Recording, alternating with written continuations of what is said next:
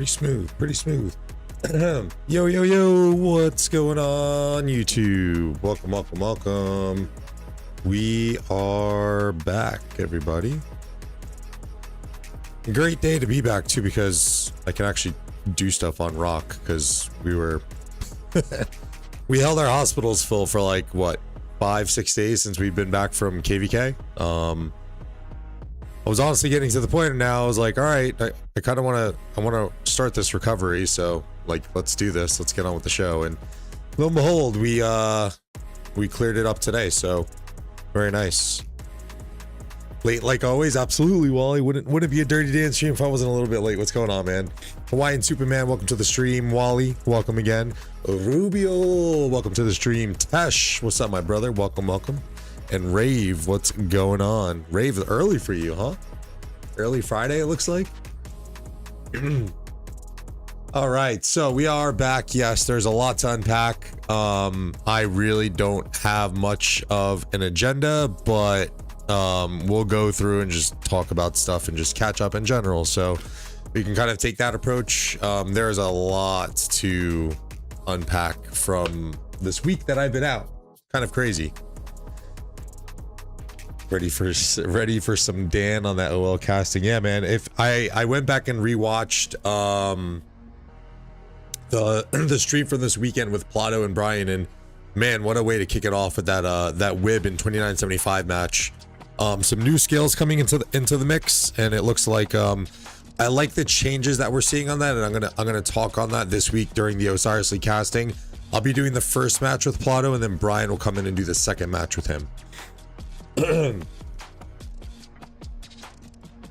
What did you get from my gold chest? I don't remember, but it was really nice to see that Minty dropped the gold chest. So maybe you should drop more so I can see what else we get here. And again, Dia, welcome to the stream. And Prospect, what's going on, guys? Welcome, welcome. Did you go to Australia for? Yes, I went to. I was in Melbourne this time for Ultra Music Festival.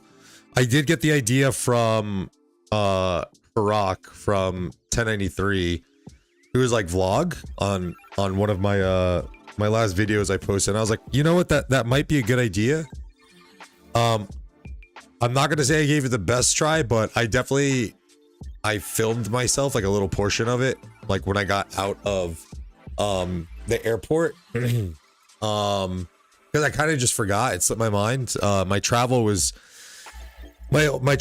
pretty insane, to be honest. I got a 5-hour delay, so this is the first time I ever had any kind of travel delays. So in the grand scheme of things, it wasn't terrible, but with it being my first time getting delays and stuff like that, yeah, it kind of threw me off from the start. And then I was like, I don't know how vloggers do this, because I'm just like, as we're going out, I'm not much of like a recording kind of guy. Like I'll take a lot of pictures, and especially down in Melbourne where there's like a lot of street art, I have a lot of pictures of that stuff. So I mean, I don't know, I'm obviously posting stuff to my personal Instagram, but if you guys want to see what I did on vacation, let me know. It won't be a video, but I could drop some pictures in my Discord or something. But yeah, I have some cool pictures from Melbourne.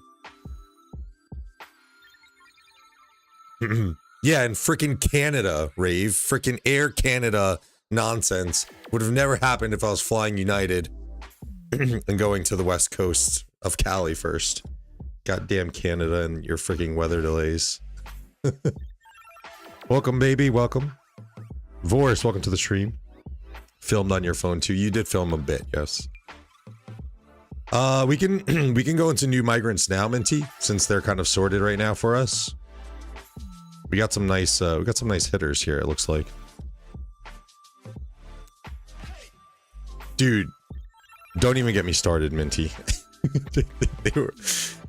Don't even get me started. Bro, they were trying to charge me $30 for fucking Wi-Fi.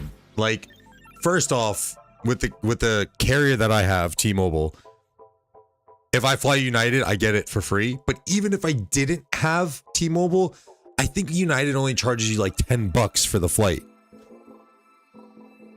So like, insane. The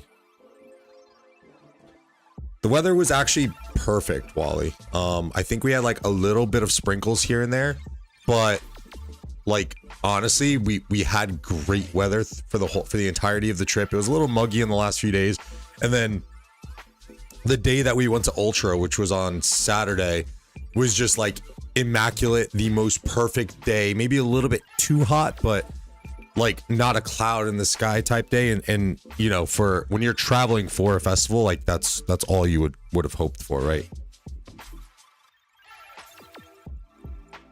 Tesh, I will be free tomorrow. I did talk to Nem already and let her know that I would be free, and I know that we discussed a little bit, and I know I left you hanging a bit, so I apologize.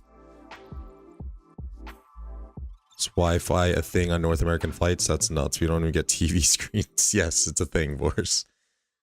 Yes, I had the screens and everything, some decent movie selections, but anyway.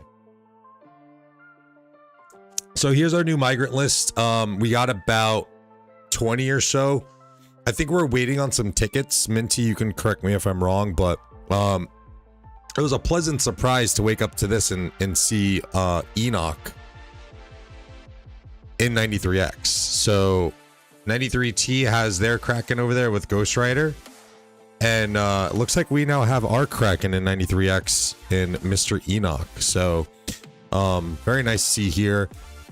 35 billion kill points, 176 million deads, down from 421 million highest power.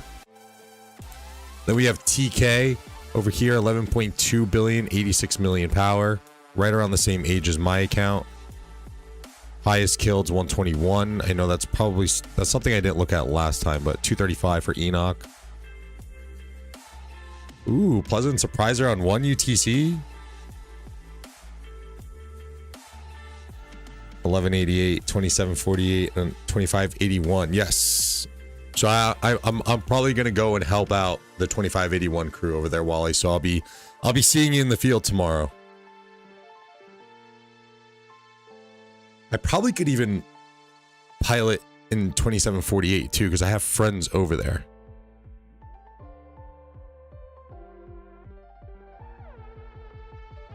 Tox, what's up, my brother? Part-time streamer is back. Look, I'm making an effort. It's off season right now, so it's rare to see me in this format. Some may say the return of the Messiah. Hey, look, with the openness that this last KVK has brought in, with like content creators streaming other KVKs through through means of flying, I should have more content available to me. Which, like, tomorrow, if I get hooked up with a pretty good account tomorrow, I'll probably stream it. Are you going to 2 accounts? I'm not going to 2 accounts, no. I'm currently doing work on another city builder game voice called Avatar Realms Collide. So that's like where my second account is going to be. Still keeping up with that. Next on our migration list, we have Vinny. 83 million power, 8.1 billion KP, 2, 4, 6, 8-digit account, 51 million deads. It's probably a pretty well-developed account. I don't take the stats and stuff for face value. I honestly is what I would say. It's very hard to tell, especially with new migrants and accounts with the aspect of buying accounts. So we'll have to see how some of these accounts like really come out and shine in these future KVKs. This looks like a newer account, Karka Velas, 24689, 9-digit account, so it is fairly new. 6.5 billion KP with 100 million kills, 104 million kills to be exact, and 21 million deads, so that's pretty good. Keon, 246, 7-digit account, 74 million power, 10.3 billion kill points, 100 million kills, 36 million deads. I think this was an old. We pulled someone from 365. I think that was him. I'm not sure though. Please leave a like to show your support for Dan with his apparent part-time streaming. Yeah, thank you, Bubs. Yes, hit that like button, guys. Very much appreciated. It's not against terms, believe it or not, Wally. It's not. It's against terms of service if you are paying for the service to do piloting. But if you're just like, as long as like, if someone approached you from Lilith and was like, why are you piloting this account? And you're like, I'm helping a friend, it would be like, okay. But if you're like, I got paid to pilot this account, then that account would probably get shut down. That's kind of what it is. Keon from 365, we traded Snorlax for him. That's solid trade. Solid trade. I like it.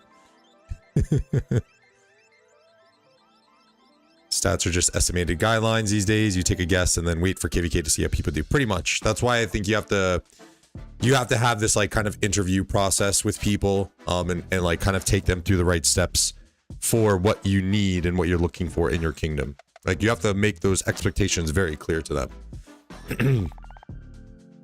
Korean name player that I cannot name, 11.3 billion KP, 89 million units killed in a KVK, 41.8 million deads. Lion Paws, not a new migrant. So we have someone from the Dubai meetup, El Capitan, 67 million power, 10.1 billion KP, 75 million units killed, 47 million deads. 2468 account. Quasco 24689. This is a very young account with 1.4, 2.9 billion KP, 30 million kills. This might be kind of similar in the way that we brought in Hunter. So like, I would assume that this guy has a pretty good account, and it's like, it's almost now to like, you want new accounts because you know that it's like a fresh owner, right? Or it's like, it's the actual owner type deal. 2468 Naaman, 6.1 billion KP, 65 million power, 34 million kills. Like I question on stuff like this though. Like I don't know how players like this make it in, but I can't really speak too much because I only had 62 million kills coming in at a much I was a younger account, but still.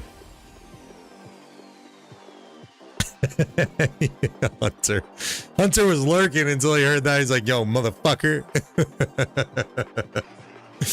Okay. Not like Hunter. You know what I mean, all right? I'm mixing teas new migrants right now, so you can't show them on stream. You dickhead. Sofrito Syed, what's up, guys? Welcome to the stream. Come on, bro, not to watch my account and get roasted. Never roast you, 386. 2, 4, 6, 8. Okay, should I say it's like minty? It's like minty. Sorry, Hunter, it's like minty. 69 million kills in a KVK. For Iron Fist, 38 million power. I like the power drops. The power drops are definitely enticing. Probably indicates maybe some of these accounts have been purchased, but who knows? 2, 4, 6, 8. 13.3 billion KP, 100 million kills, 66 million deads. Mr. Armani. This is a new account. 2, 4, 6, 8, 9. Another account like Minty. 76 million power, 6.1 billion KP, 16 million deads. Ooh, damn, this one's really young. 16. 2, 4, 6, 8, 9. 64 million power, 3.1 billion, 45 million kills, 9.8. But as you can see, pretty decently high power for a young account there, and a good power drop for a young account too. This guy young too? 82. Where's the other guy? 72. Okay, so this guy's more like Hunter.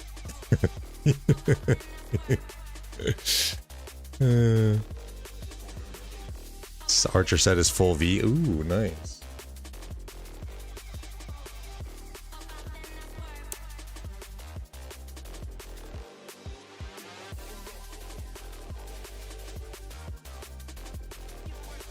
I will tell you all the new migrants as you scroll. Okay. Butt stuff for Sofrito doesn't sound anything like anything new to him. Electro King, what's up, brother? Welcome. 2, 4, 6, 8 on this account. 5.7 billion, 71 million kills, 92 million. It's got to be a good account, I would assume.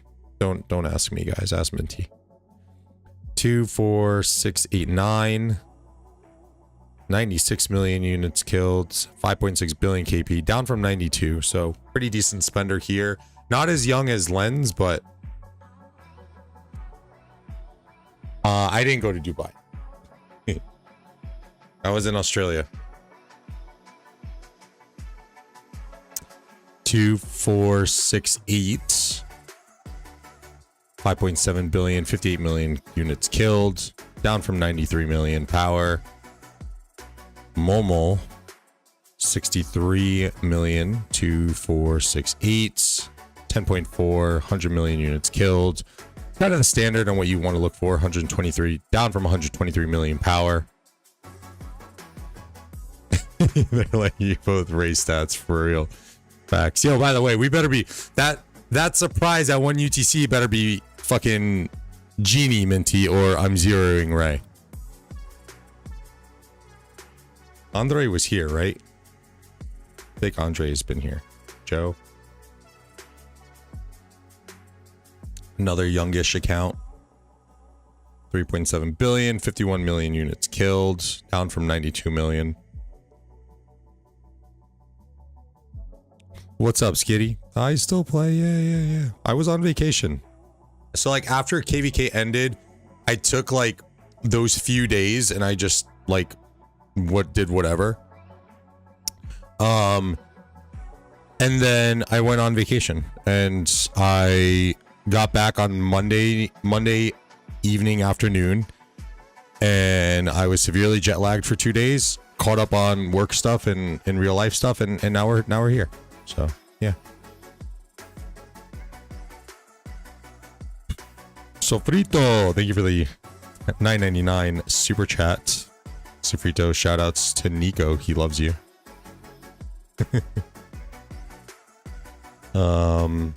It's not Genie, but you will still love it. Trust the return. The return. Is that a hint? The return.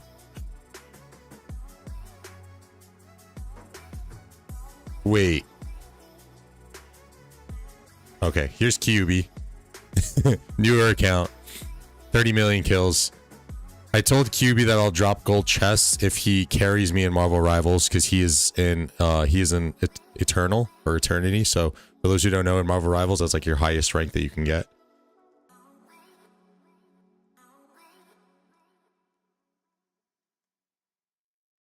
.606 got some killers after KVK 2. Well, we still beat them, so. I got a recruitment message from one of my old buddies today. And he was like, oh yeah, I thought we would like, you know, I thought we could invite you to 606. And I'm like, no offense, 606. But logically, why would I go to a kingdom that we just beat? If we lost, then sure, then like doors open. But yeah, I mean, why would I go to a kingdom that we just beat? I don't know. Pios, another young account, 2.5 billion KP, 30 million kills. Young accounts. It is definitely a thing for us to be bringing in young accounts. 100%. Wait a minute. The return. Bro. Legend Ev?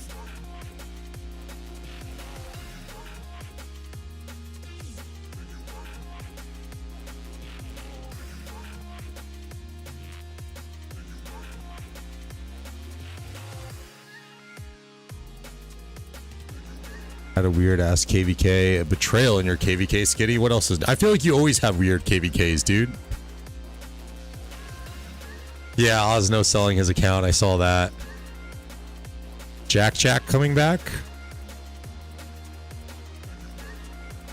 Check kills. What, like kill ranks? Individuals? Oh no, he's still. Yeah, he's still there. Bro.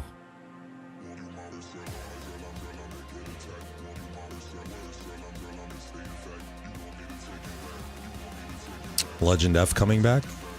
Aang. Aang is coming. One of the Aangs. What surprise that Munch eats lunch.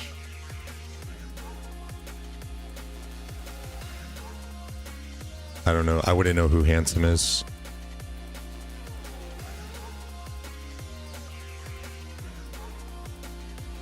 Wally, you're coming in 20 days? Come on, brother. Yo, we got tickets, right? Yo, we actually, I think we would have a ticket for you, Wally, if it hasn't been allocated already. I mean, we got the message literally just today. But it would be another quick turnaround for you, potentially 20 days, so.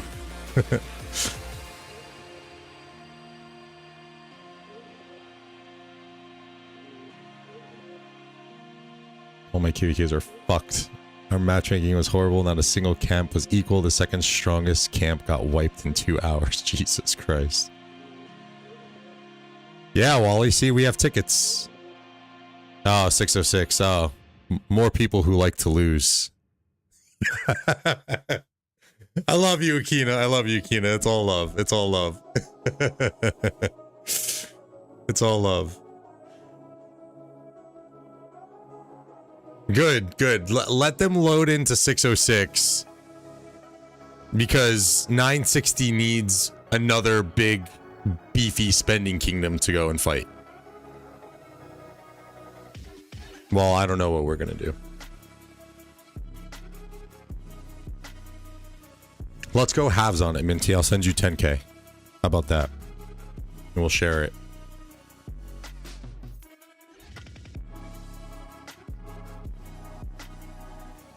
Let me in with all my farms. I mean, well, definitely. I mean, that's the That's the bread and butter. And that could be another thing with these migrants, right? Like some of these guys might get in because they're just fucking sick with using farms. That's definitely a thing. In this day and age in Rock, like you can never have too many of those players. Let's go check out T, and then I don't know what we're gonna do now. I mean, there's been so much that's happened. We can talk new commanders. We can talk some of the update stuff.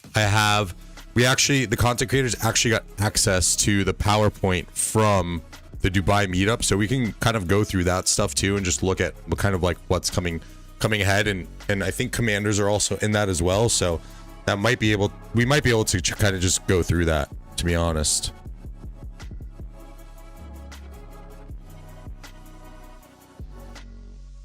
Had friends there from Old Kingdom, so that's why I'm a friend, Wally, and you know what I'm saying? Jesus.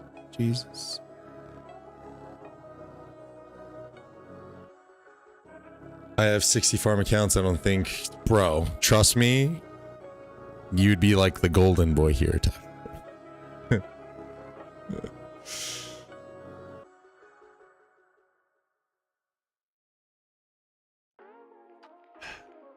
Skip the Albert 28, 27. Okay. This was one of the big boys that I noticed that we pulled in, or he's VIP 19, so I called him a big boy, and he's got the big boy frame. Bodzio, 2467 digit account, 33 billion KP, 123 units killed in a KVK, 76 million deads. And D, 13.7 billion, 127 units killed, 51 million deads. Jurgs. Oh, I got all right, so this is where it's like this is like a questionable one, right? 2, 4, 6, 8, 89 million, 7.1 billion KP. So we're gonna remember we're on Jurgs.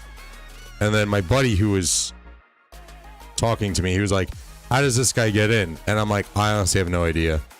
Like, I guess last KVK, again, he was in 3394 and only had 200 million KP gain. Like, I don't know. Maybe that's like a player that comes in packaged. Like, I don't know.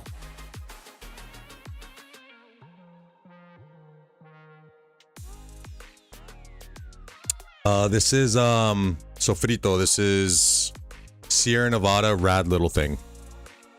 Quite delicious. It's like a new release from them this year, and it's been pretty good. What's up, Rave Bestie?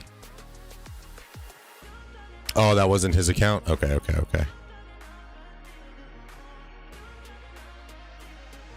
Look at Hunter trying to defend his T brothers.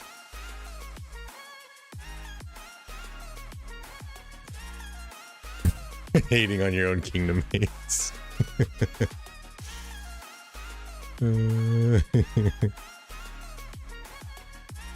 Some people didn't have those accounts before. That's what I'm assuming. I guess it's more of like a benefit of the doubt thing. I love how it was like perfectly set up, and now it's fucked. 918, as we'll call him, 93 million kills. 2468. We got East 2468, 16.3 billion, 153 million kills. 34 million. Fox. This is a 9-digit. Respect to the solo leveling. Season was pretty dope. Where's my man Europe? Thank you for putting me on, because that was a pleasant season for sure. Although Hunter x Hunter vibes, like straight rip. Like, I don't know what that's about, but anyway. 91 million kills, 8.1 billion KP, 19.8 million deads. Onya. Close to 9 digits. 81 million, 9.1. 105 units killed in a KVK. 27 million deads. And D, we got Albert. Minty told me to skip, but why are we going to listen to Minty? 12.5 billion KP, 90 million kills. VIP 19 with the flex, 45 million. When are they going to give these guys more of these frames and decorations? It's been like, what, 6 months since VIP 19, and there's only one still? Come on, Lilith. 9-digit account here, 5.5 billion, 88 million kills, 14.3 billion deads, a million deads, sorry. Pimika Brom, it's a 9-digit account, 8 million kills, 8 million KP, sorry, 109 million units killed, very nice, with the Tony Soprano. Fucking gabagool. Semirami. This is he was in our KVK. He was an inner KVK migrant. 99 million power, 11.9 billion KP, 119 million kills, 35 million deads. Rin, 102 million power. Yo, what's up with these fucking T getting all these VIP 19, bro? These guys better not be dropping goldies over there. I'm gonna have some words with leadership. 20 million kills. Can't see his all tarks. 102 million power. 55 million deads. Mr. Yaya. 8-digit account. 87 million power. 8.4. 111 million kills in a KVK. 42 million dead. Jergs, we went over. Poppy Heddled. Another VIP 19. 11.1 billion. 78 million power. 77 million units killed in a KVK. And he's VIP 19. Go figure. 170 down from 176 million power. 61 million deads. That looks like a purchased account. Another VIP 19. Hello, what are we doing here?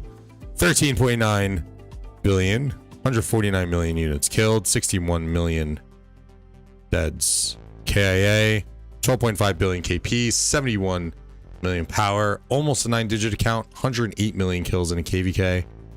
Last one, Leo Berserk, 95 million power, 13.3 billion KP, 103 million units killed, 50 million deads. Pretty solid recruitment class. I mean, I think what between the two, I think we still got close to 50 migrant. No. That was 20-ish for us there, and then 17, like 40 migrants, right? Give or take 30 to 40. Yo, what up, Cinny? There is have minty. He buy 40 gold chests per day. Bullshit. Look, bro, I was in T for like a day to get an autark. I have an idea of what the golds are like over there. I'm gonna have a word with leadership. Albert was Jerg's account. Oh, Lions Power KP.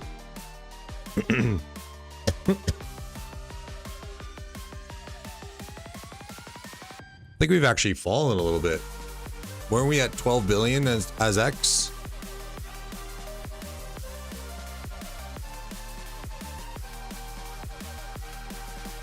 And then kills. I feel like that's kind of stayed about the same. Hey yo, what's up with these roster changes that I was told about?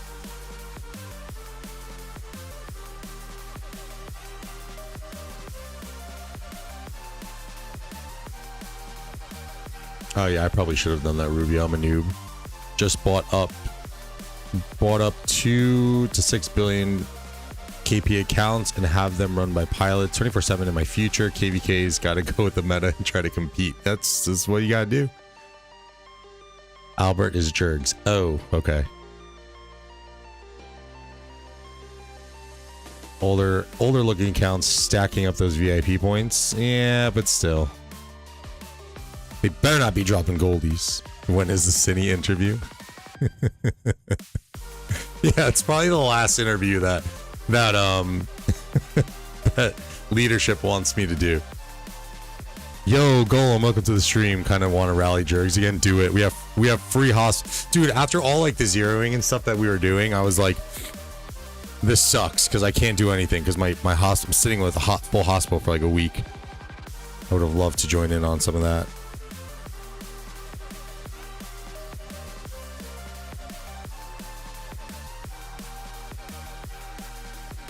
Zenith coming up. Yeah, Dan and Minty need to push power. Bro, I'm fucking... I didn't mention this on my recap. I just... On my, like... Yeah, on the recap, like the last stream I did before leaving on vacation. Like, bro, I was feeling it. Like, I was genuinely getting a little nervous if we had more Kingsland fighting, like I was getting to the point where I was like, I don't know how much longer I'm gonna be able to keep this up. We were at like 400 days, so since we've been out of KVK or since the fighting has stopped, we've reaccumulated a small portion, and I got like 80 days back here on training speedups from deleting some troops. But I was definitely feeling it, like not feeling it, but I felt like I was getting to that point where I needed to be nervous. So no pushing power for me, Hunter. Cine interview equals instant. Look, if Redline is able to interview Bunny and not get demonetized, I think we're good.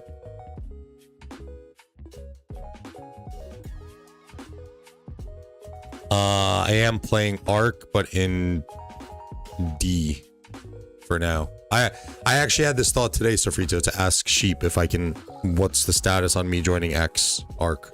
But even right now for during OL, it wouldn't be ideal for me to be in X anyway, because I got to do castings in the mornings, or like those main times that X usually plays anyway.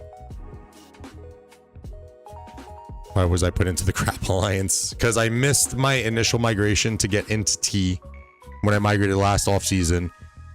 I came in with the technical second wave of migrants, and because of that and all the other migrants that were coming in with me, I actually had less stats.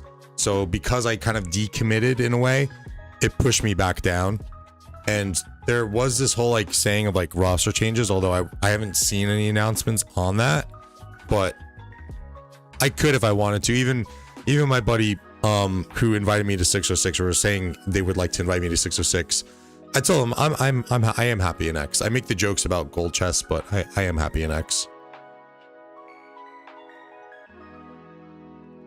Oh, he did have to hide the video. Oh shit.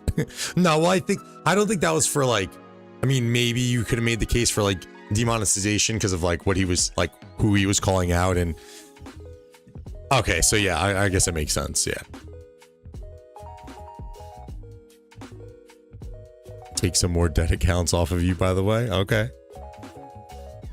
200 million power Dan incoming. Yeah, that's definitely not happening. I'm even pulling back my spending a little bit too, because we got some big moves coming in the future.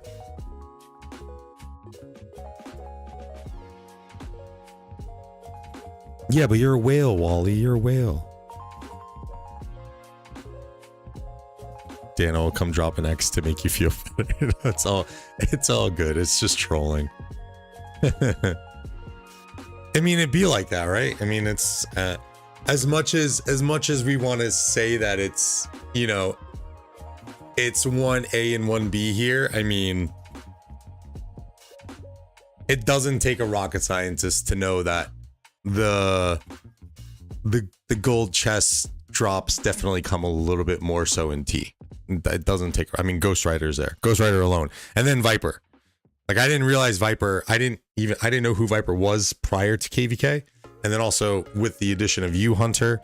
So just three guys alone. Hunter, Viper, and Ghost Rider, who I'm pretty sure Ghost Rider definitely drops daily geared up. I've seen Hunter do some daily geared ups as well, not daily, but and I think Viper's also a daily geared up guy. Oh, Viper quit? Oh shit, no way. What happened to his account?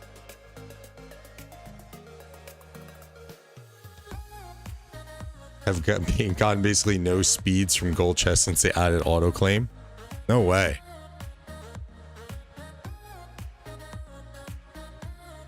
Imagine they shadow nerf that. I ramped up my spending because, like a wise bunny once said, once you max your gear, then you don't have to buy daily geared up anymore. Yeah. Well, dude, Ghost Rider is still buying daily geared up, so I mean, I don't know if that makes you feel better or not, but I mean, he's got a little bit of time on you, but there, and he's still working on his sets. But he's like going to the max, like full like 5, you know, level 5 awakening, all that stuff. Sent it to a dead kingdom. Damn, Sag. I would have gladly played on that account. Bursky Floki, welcome to the stream. If you're an infantry rally leader, would you take the risk to participate in 20% attack zenith and leave 12% troops health?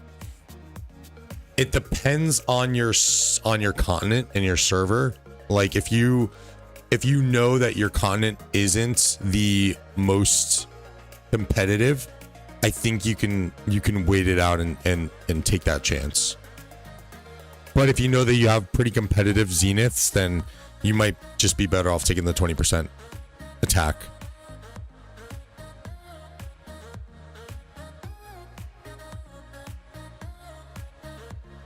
Oh, well that was nice of him, Rubio, if he, you know, did that to help us drop Imperium. Yeah, Donkey will be back. Man Diddy Lorian. Level 5, Awakening full crit. Almost 4 full crit sets now. We'll be working on the 5th soon.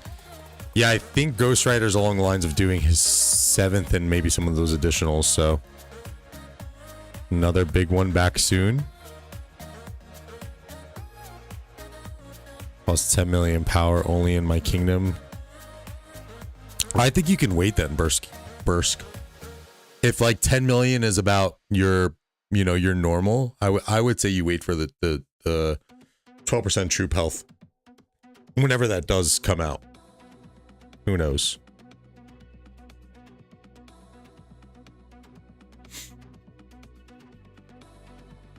Guys, be sure to hit that like button, consider subscribing. We are back from vacation doing just like a general catch up. I don't really have much of an agenda for us today. We can go in and talk new commanders, I guess, since we kind of wrapped up, you know, going over our migrations. So let me go in and actually pull this file here. We'll go through sorry guys, I know it's Friday and I know you're done with work, but we're gonna go through a little bit of a Teams presentation here. So bear with me.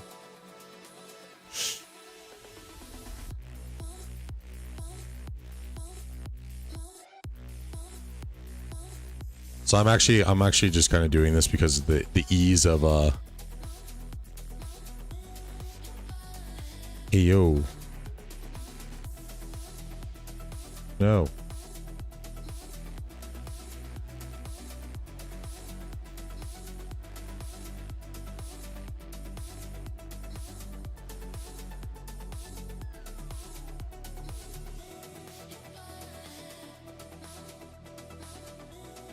You're gonna ruin the surprise eventually. He has an A in his name. Prospect. Oh, legend. Who would be coming back? It would have to be Jack then, right? Dan, are you a fan of the Skinsy? Of course I am. That's my homie from 2581. Just got home and now got to hop back on Teams. Sorry, Shelby. Keel day to 93. How do I do this?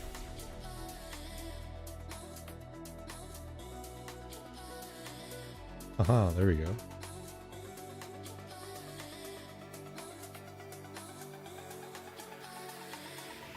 I actually didn't have this properly set up.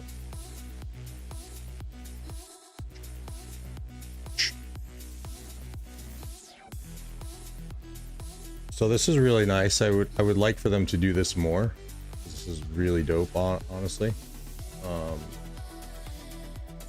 Here, bigger. And put this behind my camera. Behind the camera. There we go.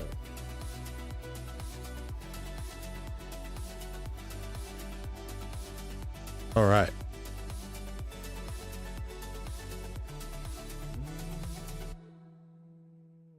There we go.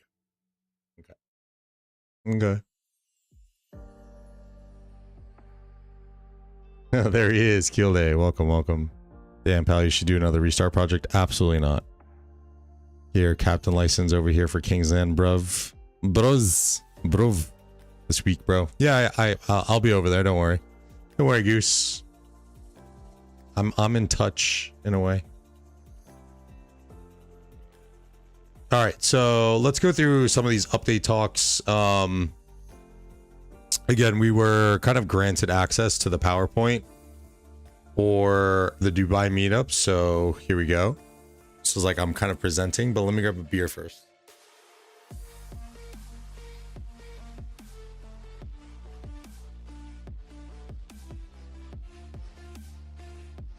All right. It's like we're here, guys. It's like we're in Dubai. Like, I love how they have like Saladin, Tariq, Shajar, and then it's like Nevsky and Joan.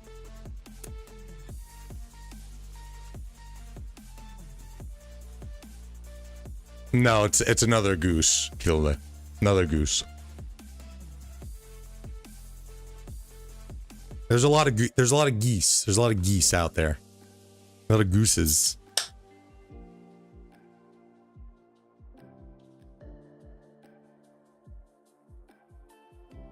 I really hope that they have the commanders. Yeah,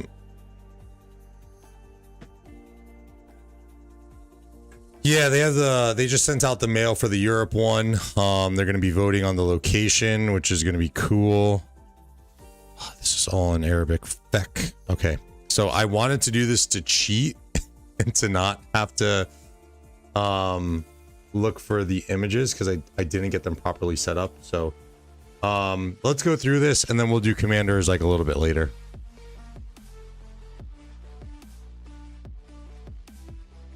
Monner, welcome to the stream.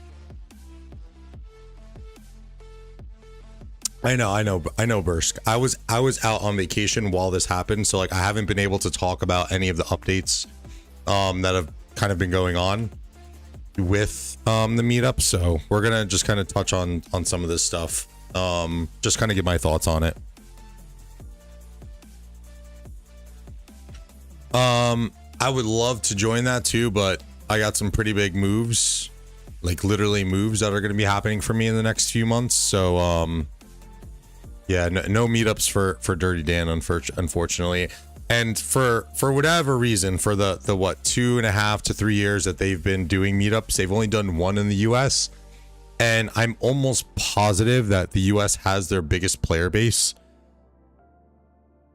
So it's kind of insane that they've only done one. Which was on the West Coast that I couldn't attend because I was also on vacation.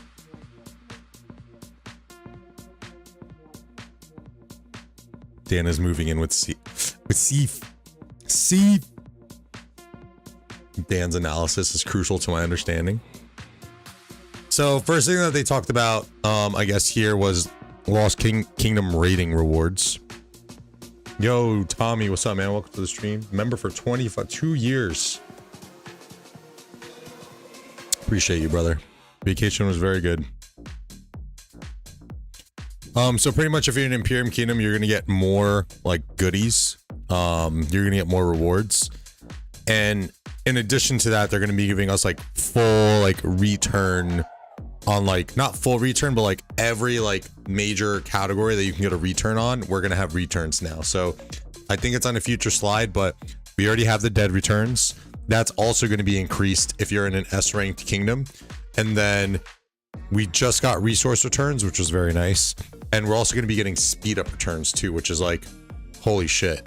Like, for those who don't know, also like I played this game for what, a year and a half or so until on this account until they introduced the dead returns. Like my deads would be a little bit higher because it's like 2 years of 50% returns that I didn't get back.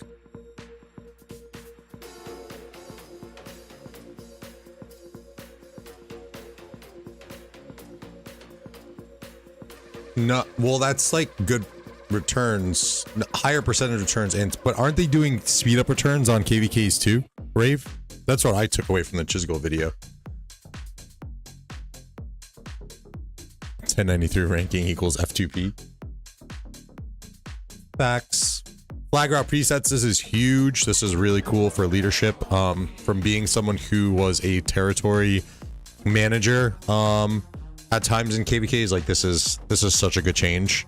R4s have enough to worry about between people jumping around alliances, and you know, they've made quality of life changes in this realm already with kind of the your list that you can kind of just be added to. So this is a very, very good change as well, in my opinion. Just don't fuck up your flag presets. Oh, that's whack then, Rave. Oh. I don't know if they ever do the converting research speeds, but that is whack that we're not going to get speed up returns. Because like even on that, give us like 20. You don't have to give us 50%. Give us like 25% back.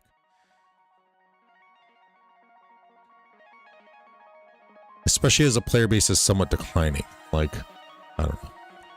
Kingdom rating, cool. 6 dimensions. New Alliance event, Dark Fortress Challenge. So this is similar to an event that we have in Avatar Realms Collide and other games that I've played as well. They're pretty much like boss fights where I'm pretty sure, as you can see on the screen, personal damage and alliance damage, and you're gonna have rankings. So whoever does the most personal damage, you're gonna get higher rewards. So this is gonna be like another task to give you more rewards. So I guess all in all, not terrible, because it's something additional that we can do to get goodies, but you know, it's just a kind of another one of those things to tick off your box on your daily events of things. And this is going to be another one of those. Mercantile Melee, it says like a caravan event as they were explaining it. And yet another mode that we have in the Avatar Realms Collide game that I'm playing right now, where you can go in and raid other people who are setting their caravans out on their quests, and you can steal rewards from them. So this is going to be interesting, especially in like well-developed kingdoms. Like, you're gonna basically be stealing from one another, so who knows how that works.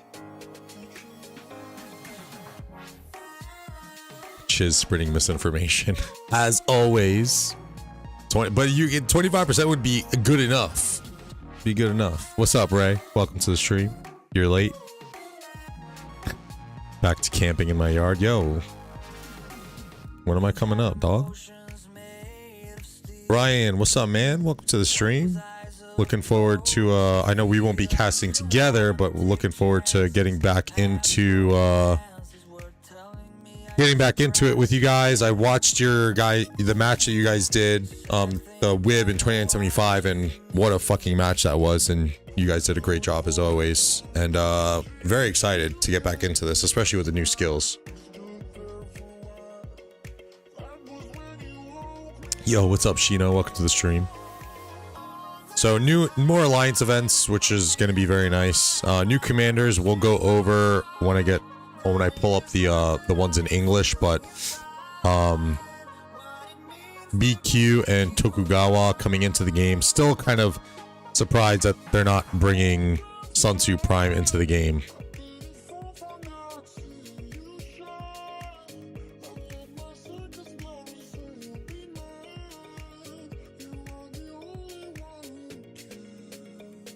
That was a crazy match, and this is something that I'm going to mention in the cast as well, because I think we saw it in Grand Prix, right, where the Chinese servers created this strategy of occupation and farming, and I really like that skill. I forget what it's called, but the skill that 2975 was using, because that gives you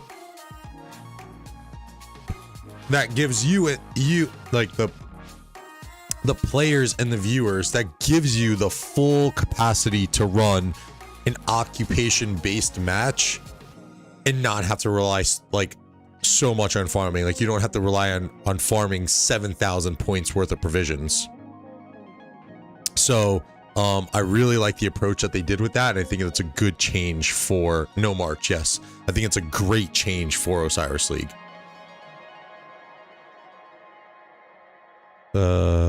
By the way, Zone 6 open, 13 didn't even build, 15 took 16 hours, 3714 is a dead kingdom, pal.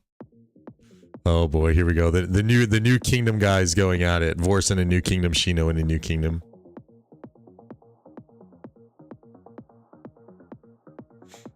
Brian's starting to kind of dress things up a bit. Yeah, I was like, yo, maybe we do some you know, little button up action for the finals. I was like, yo, all right, Brian. I'm over here in a hoodie and shit, and he's coming in looking dapper. Crystal Technology revamps. This is going to be interesting. We don't have any information on this really at all, but these are going to be pretty dope. Gifting runes and custom runes can be summoned. That's pretty legit.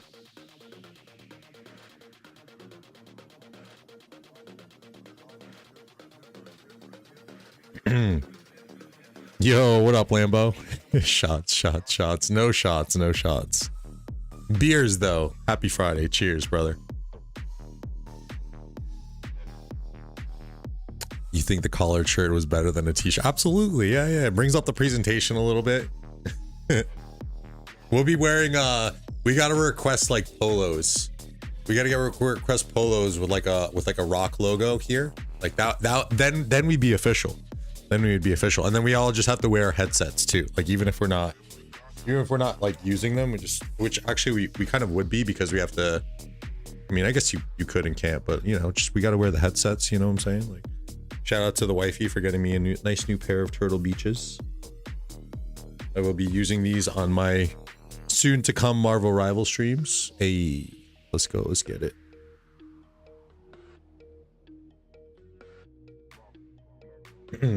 Sent you 2 commanders and thank you Rave, appreciate you. We're not starting this on YouTuber stream, but it's y'all are the two trolls that would go back and forth of this stuff.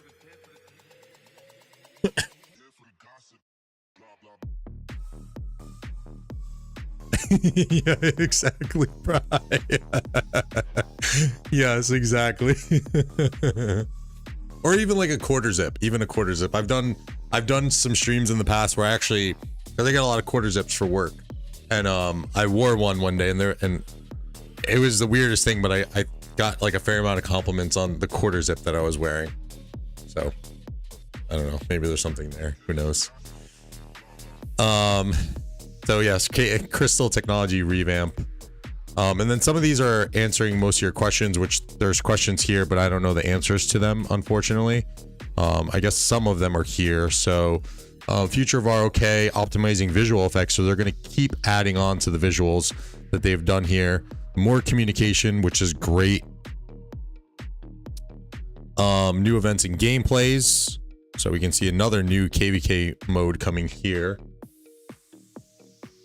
More customization, which is very good. More effects onto these, and we're seeing that with this new Zenith of Power, where your avatar frame is now going to be increased, or like an increased customization aspect for those who get 1 through 5.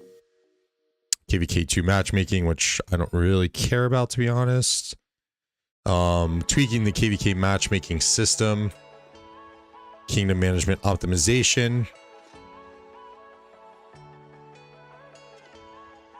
I guess they do have the answers here, but they're in Arabic, so I can't read them.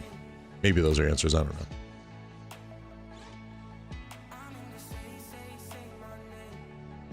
know. What did you think of the Aussie beers? They're good.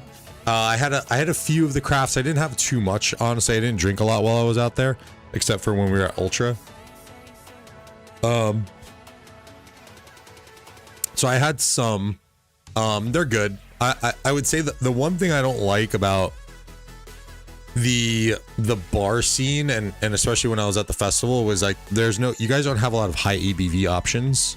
And even we went to like one IGA, which had some beers there, and it wasn't the biggest selection of beers, but they didn't have any like high ABV crafts, which I'm used to here. Like this that I'm drinking here is 7%.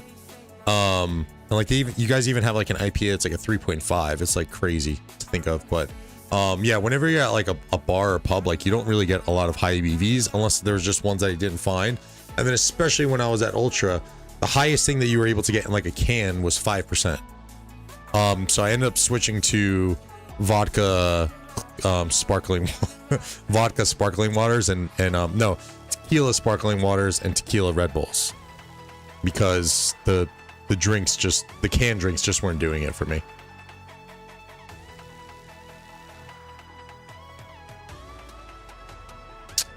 David, I probably would at some point. Yeah. Once I want to kind of like chill out a little bit from Imperium life, or I go to 1029. The recruiting has been strong from 1029, Lambo. Both of you want to wear Mad Mania Sucks t-shirts when you cast on the official channel. Just send me your shirt size and address. That would be so funny.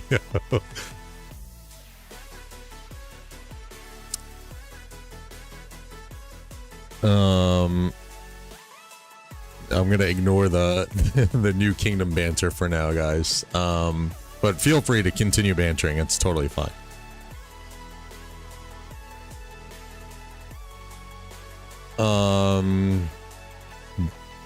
Bye Amira, welcome to the stream. Alloys, welcome to the stream. You know you're a drunk when you can't get a good buzz off 4% beer. I'm in the same boat. LOL. Dude, if I want like here in the States, if I'm drinking Miller Lite, Heineken, Coors Light, like those are like 4.5 to 5%. I need like 12 plus beers to start kind of getting to that point. Whereas like these, like the IPAs, and give me like a few and I start to feel a little loose.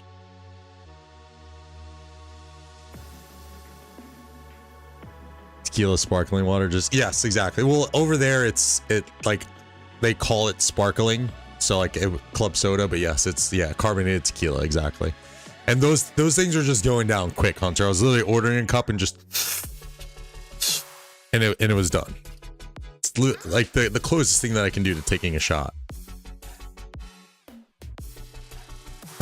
Kingdom management, so we're getting more rewards, more convenient tools. That's very nice. And share of the king's responsibility. That's always good. Punk IPA from don't tell me. Yes, I have had Punk IPA. That is Brewdog. Yes. When I was in London, we actually saw there was a lot of Brewdog, so it's good beer.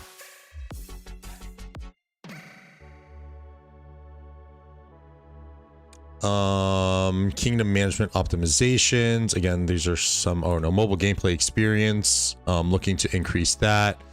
It looks like they were actually trying to set something here for a unified march feature.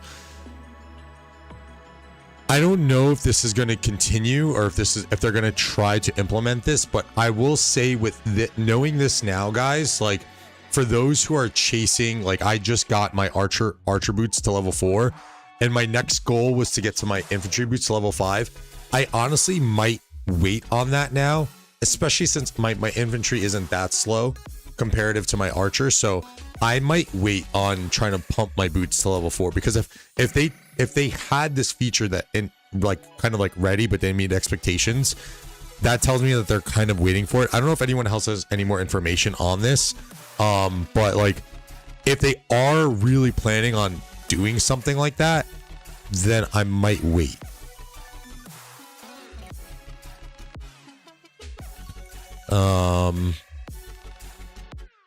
More Q&As, KVK storyline designs, which I think some of these are going to be in the works. Shortening Season of Conquest duration, which is very nice. T6, no plans. Shut that down right away. Healing speeds availability, less resources for healing speed ups, any direction to increase them, and yes, they have, by adding them into the wheel now, which is very nice. And more speed up exchange events, that's pretty good.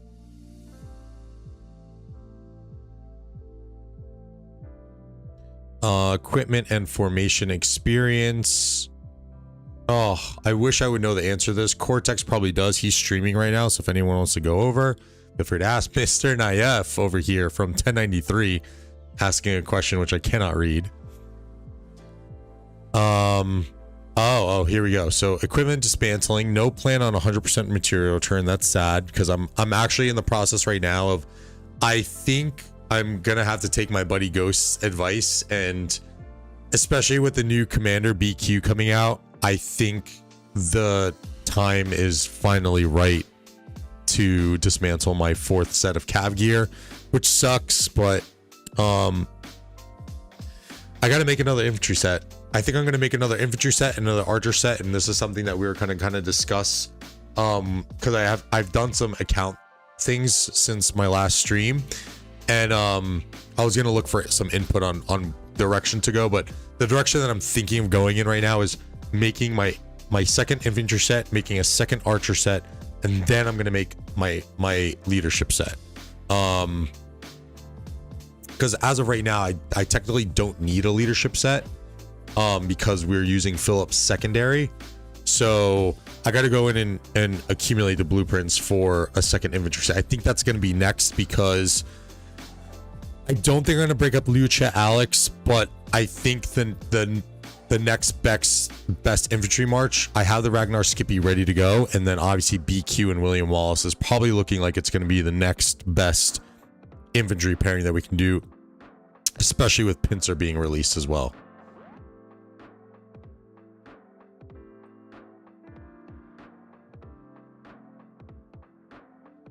All right, let me catch up on chat before we continue on here. I am an expensive drunk in a way, yeah. Get drunk after 3 beers. It won't last long, but I'll be a good drunk. 3.5 is like natty ice, exactly.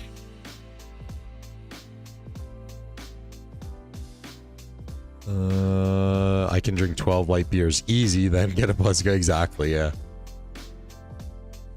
RPM IPA, ooh, what is that?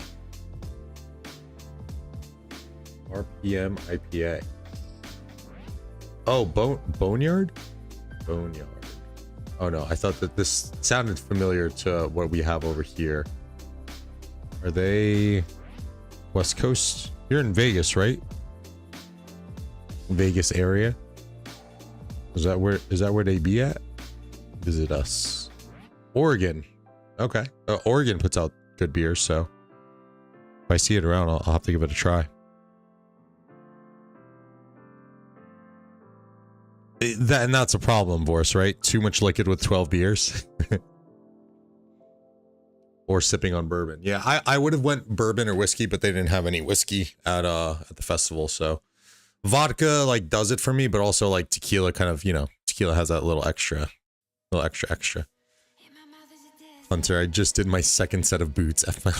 Like I don't think it's a problem for you, but I understand the frustration.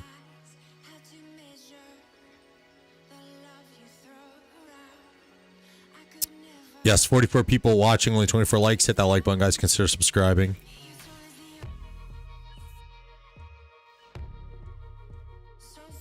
I got you, Bubs. I got you, Bubs.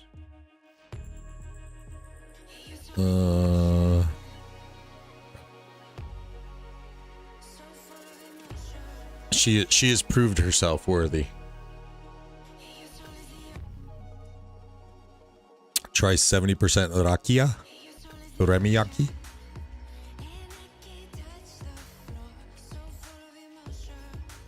Boneyard makes it. It's a Seattle brewery. Oh, Oregon. Yes. I was gonna say, is Seattle's in Oregon? I had to do a little geography in my head.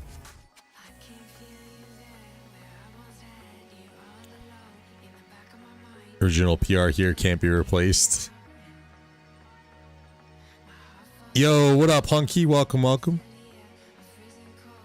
Super into these messed up matchmakings because I feel like all low A seeds get destroyed right now, and Kingdoms like 13, 16 abuse it as it seems. Oh, this is the continuation of the Lambo convo on the KVK. Dom, welcome to the stream. Doing good, man. How are you? Hardcore technical questions. Like, this is nice. I really like that these were brought to the table. And I guess I'll probably have to go in and watch maybe Oppo or Fahad. I know that they were at the whatchamacallit, at the meetup. Hunter, thank you for the $4.99 super chat. Like the stream, y'all. Absolutely appreciate you, brother. What technologies and game engines can be used to develop a strategy game like Rise of Kingdoms? How is an open world map designed for real-time strategy games? What are the main challenges in programming AI for combat units in a large-scale strategy game? How can server performance be optimized when handling thousands of players in real time?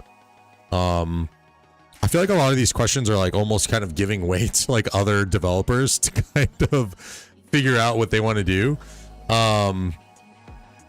What is the difference between Unity and Unreal Engine in developing a game like Rise of Kingdoms? That is a hell of a question. How is a KVK event programmed and synchronized to ensure a smooth experience? I would love to know what was said about all of these things. And then exclusive avatar frame. So that's pretty much, that's the event there. Now let's get on to the commanders. So let me go in and pull up these screenies from my buddy Rave.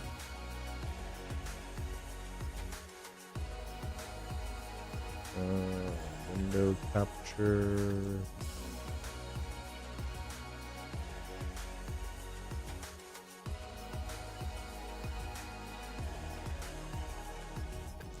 Discord.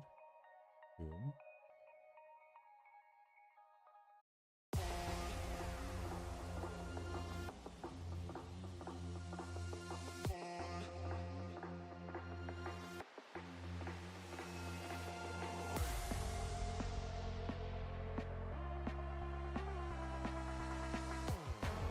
So I'm not gonna go crazy and trying to get this fit to the right size. These guys have been out for about a week now, so I have a feeling you guys know to an extent on what to expect here.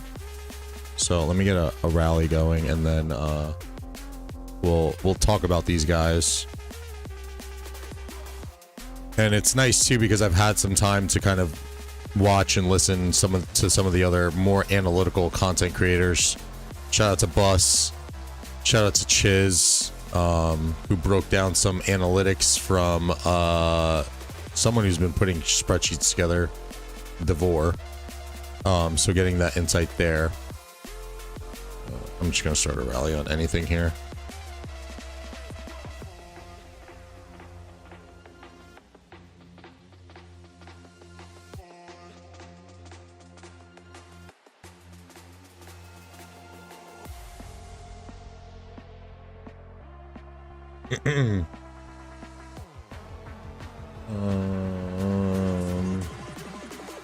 You are a mod. You are a mod now, Mrs. Dirty. Yes, you can mute people. You can do that. Yes. Dan just shout out his mortal enemy. I know I'm a week behind. All right.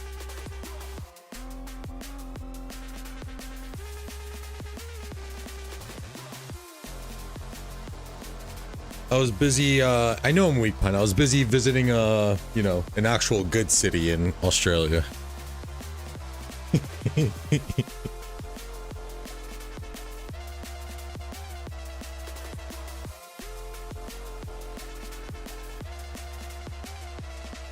No, you can't get mod wars.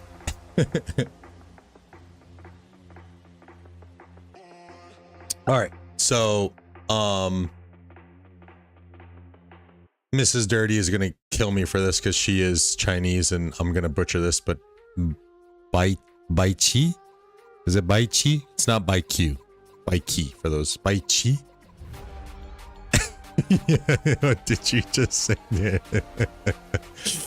Oh god, I knew that one was coming.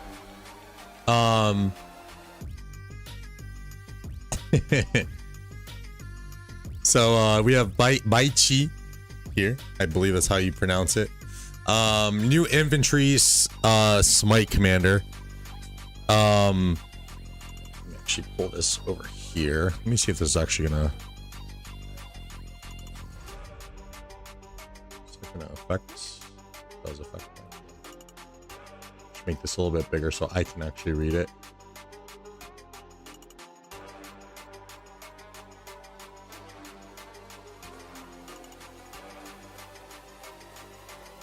First you make me go for the Maroons, now you say Melbourne is a good city. That wasn't even the. Oh, I guess they were the Maroons because it was Brisbane. But yeah, I went to my first Aussie footy match and it was really good. It was really good. Congrats on 1K subs. Thank you, Wars. Yeah, so for those who don't know, there is a difference between Australian football and rugby. I didn't know this stupidly as I posted on my Instagram story, and I was like, I took a picture of the save and I was like, first rugby game. And then me and the wife sat down and I'm like, why are they doing these weird things that aren't like rugby that I'm used to? And she's like, no, this is footy, Australian Football League. And I'm like, oh, it's different. But I enjoyed it. I enjoyed it. I still need to check off doing a rugby match, but that's gonna come. Bai Chi, saying it correct. Oh, Hunky, you're not a AFL guy? Okay. Sorry. Sorry, skinny winger. Sorry. Alright, Bai Chi. New infantry smite commander. He's got a 5 target AoE, 2400 smite damage, and then a 30% chance to target has 30% chance to take 15% increased damage. So this is almost like a built-in shield that Alex has on his expertise. Although I don't think his is 30%. I think that's just a automatic debuff. I don't think it's a 30%. So it's not really commonly known as GayFL. Rugby league is where it's at. Look, I do like rugby, but I like the pace of AFL a little bit. I would have to say it's definitely a nice pace for sure. But I think rugby is going to be still more of my style because I'm American and I'm used to watching football.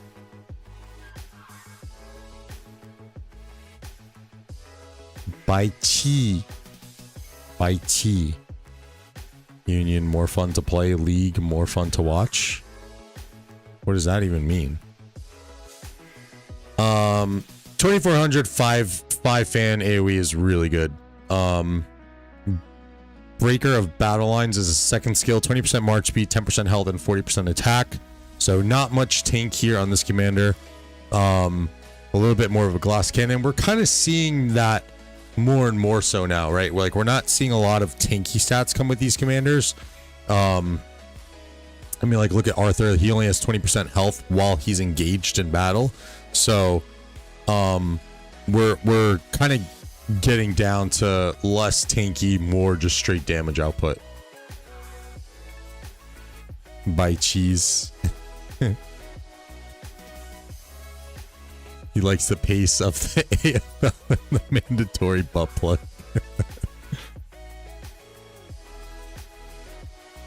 Martial culture, third skill. This commander's troop deals 10% more normal damage. When attacking field troops, their troop gains 10 stacks of malice upon entering combat. 10 stacks of malice for every 10% of units it loses.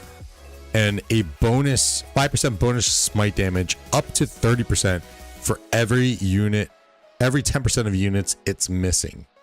So this kind of is like a Leonidas in a way on that last part, for as you're losing skills, you're not necessarily losing out on the damage, which is pretty good. Last skill is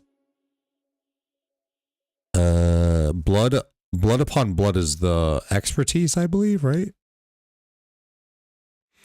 Ravager of land and spirit. If this commander's troop is attacking a troop on the map, their troop gains 10% stacks of malice effect whenever it uses an active skill. If its number of malice stacks is higher than the target's percentage of units remaining, it spends 10 malice stacks to deal smite damage to the target of 300. It also gains a 10% bonus to severe wounds inflicted and a 20% bonus to rage recovery speed for 1 second. It has a 1 second cooldown. That's a lot to unpack there. I mean, a 1 second cooldown on the 300 damage factor is pretty insane, depending on how many malice stacks you are actually accumulating.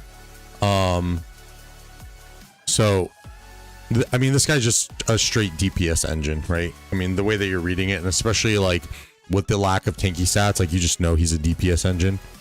And I think this is the last one for expertise, is blood upon blood. If this commander's troop is on the map, after severely wounding 400,000 enemy units, it gained a 5% bonus to normal damage dealt. 400 sev wounds in a report is pretty big. I mean, if you even think like a lot of people's trades, like the average player's trades, I feel like when you have like a good march out there, like you're getting up to like what, 120k sev wounds.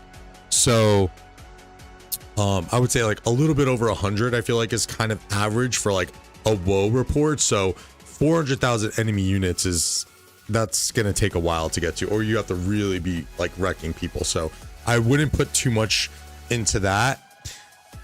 And then it's also when reduced to 50% units remaining, it deals 60% more damage and takes 30% less damage for the next 6 seconds. Again, that's kind of that Leonidas effect right there, but it's very short-lived for 6 seconds. And reduced to 15% of units remaining, it deals 100% more damage and takes 50% less damage for the next 6 seconds. And it can only trigger once per hour, as long as it's still out there. So the expertise isn't great, but it gives you a little bit more like punching power as your march is slowly kind of dwindling down. The main meat of his kit is going to be obviously his active skill and martial culture and ravager of lands, land and spirit when it comes to these malice stacks.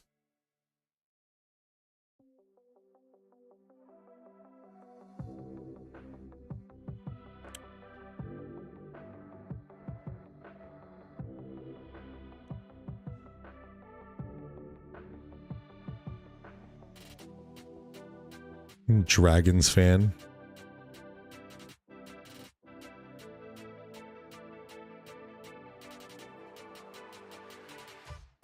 Dom, third skill broken with the 10 stacks of malice upon entry.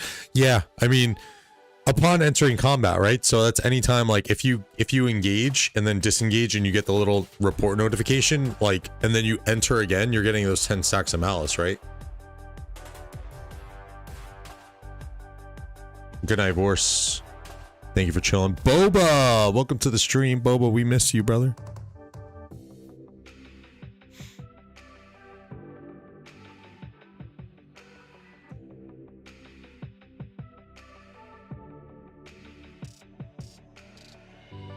Yeah, the Aussies are definitely dominating the chat. Oh, Ravager of Lands. 10 stacks of malice effect whenever it uses an active skill. Number of malice stacks is higher than the target's percentage. Percentage of units remaining. It'll spend the stacks. Yeah, this is very, like, you can even see this here too, right? Dom, and correct me if I'm wrong, because you're the King's Codex guy.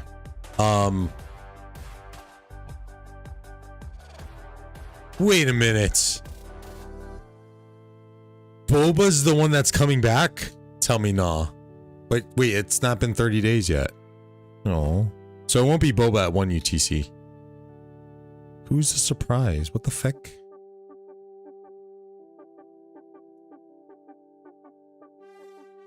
Bad enough at following something. She doesn't know. She doesn't know, Hunky. She doesn't know. Trust me, she doesn't know. She's a lot of talk. She's a lot of talk. But yeah, even these skills are kind of telling you that they're going into this like poking meta, right? Because this skill alone tells me that it's kind of like a poke thing.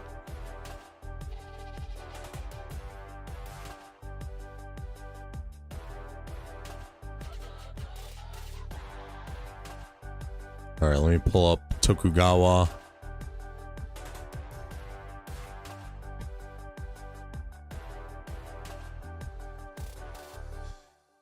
So, I mean, a verdict on Baichi is, I think he's going to be good. I think he's going to definitely pair with, let's go in and we'll actually, hold on. Let me not go into Tokugawa right away. I kind of want to go look at some things. I'm going to grab a beer and use a bathroom real quick. I'll be right back, guys.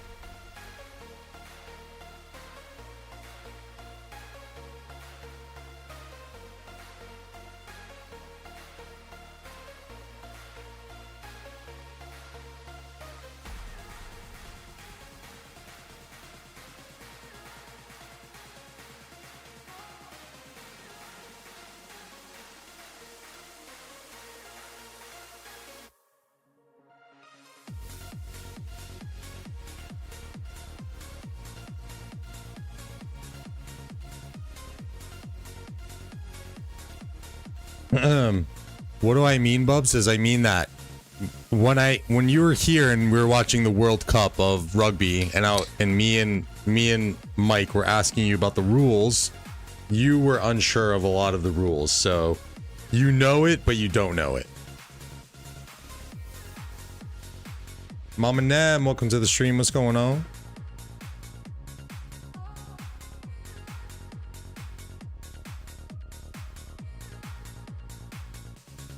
She's saying the right stuff. Even if she's casual, she knows what she's saying. Okay, Unky, okay. She knows it too, bro. She knows it. She knows. Yo, we were literally asking her the rules. We're like, why are they doing this? Why is this? Why is this happening? It's just, I don't know. But it was like basic stuff. Like we were trying to understand, like, you know, like Hunky, I'm not sure if you know, but like in American football, you have like the 4 downs, and it seems like in rugby, there's like this 4 down type deal as well, unless you get to a certain point, and like she didn't know the rules to that. So, yeah, that's just one example. So Bai Chi, I think, is primarily, especially with Pincer coming out now, guys, and we'll highlight Pincer real quick. Go into the codex. Pincer here, actually, I have to go here. Pincer adding 10% more smite damage, and this was some of the other videos that I was checking out with Chiz and some of the Devore spreadsheet metrics and stuff. But the double smite is definitely going to look like it's going to be meta. And again, I don't think that we're quite ready to go in and put up or break up Liucha Alex. I think that's still going to be the best poking march in the game. So that's going to leave us with William Wallace. And then also Skippy A is going to be a pretty good choice too, in my opinion. But we'll go through those.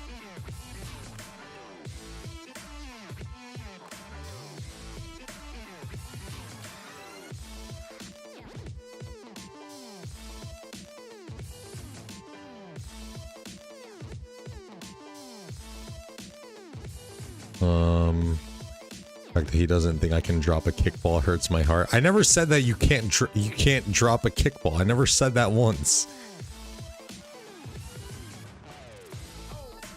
When I played, you could use a person's back like a ladder, stomp the shit out of them. That sounds pretty cool, actually. Tommy, bro, my Canterbury Bulldogs might do it this year. Pads football, you. Well, I don't even think it's about like the whole pads aspect. I think it's like when you watch American football, like a lot of it, like there's so much of a focus around the quarterbacks, and I think like just like the throwing aspect is what kind of like, for me at least, like I like rugby because it gives you the best of both worlds between soccer and football. You know, the no pads aspect, the tackling aspect, but then when you look at the movements in rugby, like when they're pitching it back and stuff, and some of the plays that happen that way, that's very soccer-esque, and especially when you do the drop kicks to kind of get behind the lines. But like the throwing aspect, I think, is what is like very enticing when it comes to football. The lines are easy when you figure out what they mean. But back to the Bai Chi pairings. So I'm personally in the realm right now where I'm thinking of investing into Wallace. I have the sculpts to pull it off to max both of them, but I need to get the gear ready. So this would be another 2400 to assist with Bai Chi's 2400. The only problem here is that there's no tank, so it'd be 20% health max, 70% attack, and about 40% march speed, which is pretty good. Normal damage reduction and a damage increase, and then smite damage bonus and a normal damage bonus, and then this is kind of meh in a way. Skippy A would probably be a little bit more up my alley potentially, but actually no, there's no tanky stats on Skippy A. But $2,700 damage on smite damage, and then for the next 3 seconds, the target takes 20% more damage. The only problem here is that you would kind of have a little bit of off synergy with Bai Chi's primary skill. Normal damage boosts. Whenever hit with a basic attack, you can cleanse here. And then this is a stronghold skill. And this is rage regen. So if Skippy A, if this wasn't conditional to rallying, I would say maybe Skippy A is going to be the choice, but I retake that, and I think William Wallace is going to be that guy.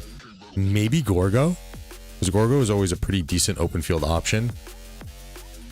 2300. It's not AoE, so you're missing on the double AoE here, but you're getting the double smite, which is what you're going to want. Infantry attack bonus, normal damage bonus.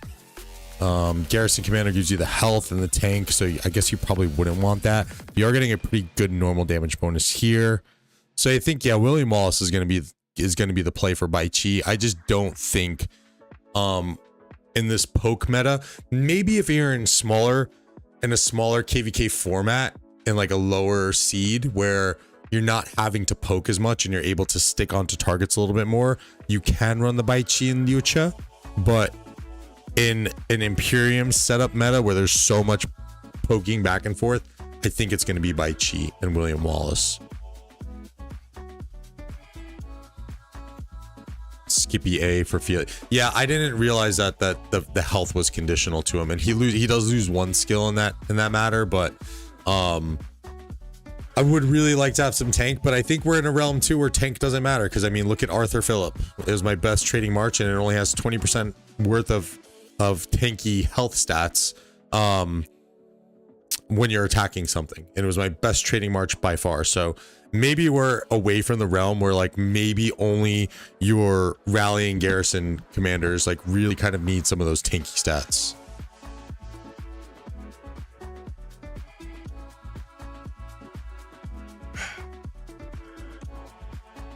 To stop start in football, NFL, NRL is 40 minutes straight, and then second, well, that's like the soccer element, which I do like. I do feel like at times the NFL can be a little bit slow, but once you get used to it, it's not as much stop start as it may seem. I mean, it's only 30-second play clocks, so you're not waiting around too much to see the next plays.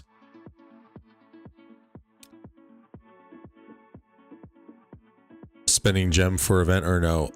Potentially. I might. I was gonna kind of honestly see how the stream goes, and I might have bundled and done the event on stream, so we'll see. Can skip Liucha, Alex Arch, and Sippy Ragnar is 99% as good. That makes me feel a lot better. I hope that's the case, because I really don't want to chase. I think I need to make a second infantry set regardless, because the Ragnar Skippy is going to be better, and the next Archer March is going to be better. So I got to see where I'm at with mats and blueprints to make another set. So I think I have to go with what Hunter said before, which I did glaze over, so I apologize, but he did suggest to just go with leadership, so that way I have the versatility. So I might be forced into just creating a leadership set, and that might actually be the best way. Make my leadership set now, and then once I see new Archer release, if those guys are really fucking good, then I can then decide to make my second infantry or second Archer set. But I think I am gonna have to make those sets at some point, and I have to dismantle my fourth calf set, and then I don't think I'll do my third calf set because I've started to awaken the third one some pretty decently, I want to say. And I don't have my gear on all my commanders here, so let me just, where's my third set? I guess third set I could dismantle because I only have level 2 on 2 of the pieces, so I could think of dismantling third, but man, that would really hurt, and I would really be mad at Lilith because I wanted to be a 5 March Cav main, but they just didn't make that possible. My Delta set, Brian, looks like this. Which, upon watching a video as well, I need to... I was chasing 4% all damage, which I think I'll probably leave because it's still pretty good. But I don't really need it because I'm running Philip behind him, and I'm losing out on a little bit of value because Philip's not doing any direct damage. Really, he is with his little burst damage, but yeah.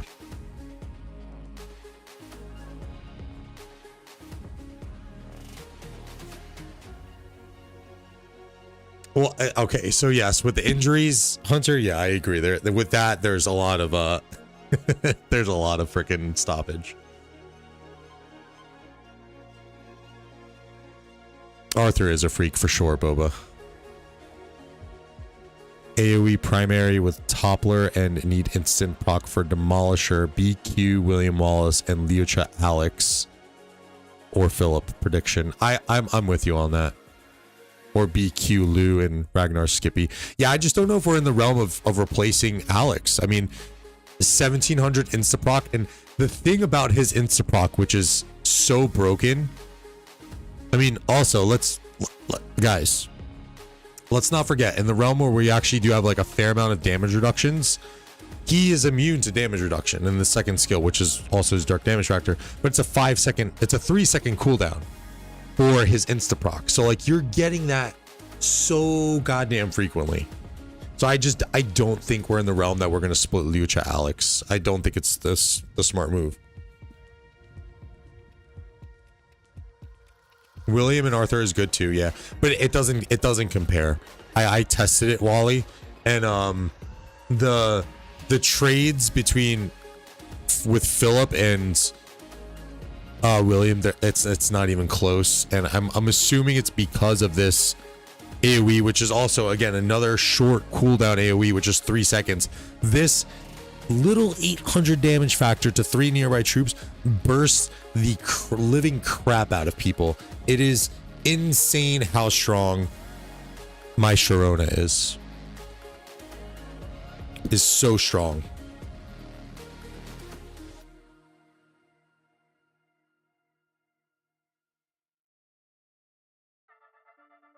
So that's my thoughts on Baichi.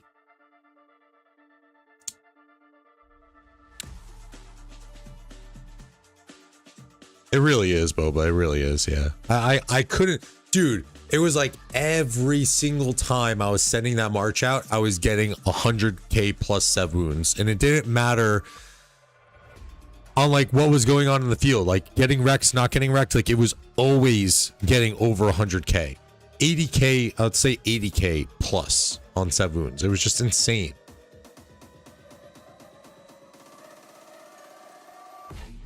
Sixth best set and was second best march. Oh my gosh, that is actually insane. All right, so we have Tokugawa, our new oh shite. There we go. Our new garrison commander.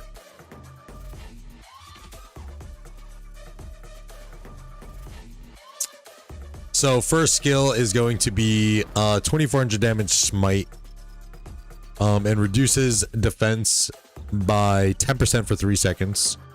And this commander's troop gains a damage absorbing shield for 2 seconds. Where's the cooldown on that? Is there a cooldown on that? There's got to be a cooldown on that. That's pretty sick that you're gonna get a 600 damage factor shield like every like 8 seconds. It's pretty crazy. Mikawa Bushi. 10% march speed and 10% defense. 30% attack. When this commander troop launches a base attack or counter attack, the infantry units have a 25% chance to gain 30% attack for 4 seconds. And then the infantry units gain 10% march speed and 10% defense. Again, meh. Kind of getting away from the tanky aspect here, even in a rally garrison commander. So like if you're pairing Tokugawa and Gorgo, they really don't have tanky stats, but they have like these shield effects and these normal damage bonuses, which is boosting your counterattack damage bonuses. Like I'm curious to see the balancing that they're going to do with this new Archer release, because we are going to be on an Archer rally going into the next meta, and like because of smite and the normal damage bonuses and how normal damage affects your counterattack damage, like it's just the no-brainer choice to go for anti-swarm. So I don't know if there needs to be adjusting or not, but like, especially with Pincer also directly countering combo attack damage, like, I don't know, we're gonna have to see. And the Attila Sabutai isn't even really like the meta. It's not a true meta because it's just we're utilizing Attila, who's a 4th generation commander. We don't even have that extra combo attack damage commander, which we're gonna have to wait about a year for to get for Sabutai. So yeah, I don't know. Archers might get another formation 2-2. I think so as well. And I'm so happy that I started to dabble in getting circle a little bit because I was thinking about doing my commander exchange for Shajar, but like I'm almost positive that there is going to be another formation for archers and their little niche with like true damage or whatever it may be. Well, it's busted right now, Minty, in the meta that we're currently in, but Tokugawa coming into this is he might change that. We'll see. 3rd skill, Nico Tosho. This commander is a garrison commander. The garrison deals 10% more damage. It's kind of common. We've seen that before. Whenever garrison deals smite damage, it has a 25% chance to cleanse 1 slow, poison, exhaustion, or normal debuff effect from itself. I like that they made it only 1 because if it just cleansed everything, kind of like what Yan, and I think, and I said this when Yan came out, or when we started to see reports, like the cleanse is so goddamn strong. So that I think is one of the reasons why Yan was doing so well for a while there, is because he's got a really good cleanse. But this is nice that it's only 1 cleanse, because obviously there's multitude of debuffs that are going to be going on to these garrisons, especially in a swarm scenario. Gains 1 stack of Tosho effect for 10 seconds. Each stack increases the health of the garrison's infantry by 5%. The Tosho effect can stack up to 4 times. Its duration resets whenever it gains another attack. So you're talking about 20% health. This guy is going to gain most likely in its entirety. So, maybe not, because it's whenever garrison deals smite damage. But Gorgo has a burst smite damage, I think. Maybe, I don't know.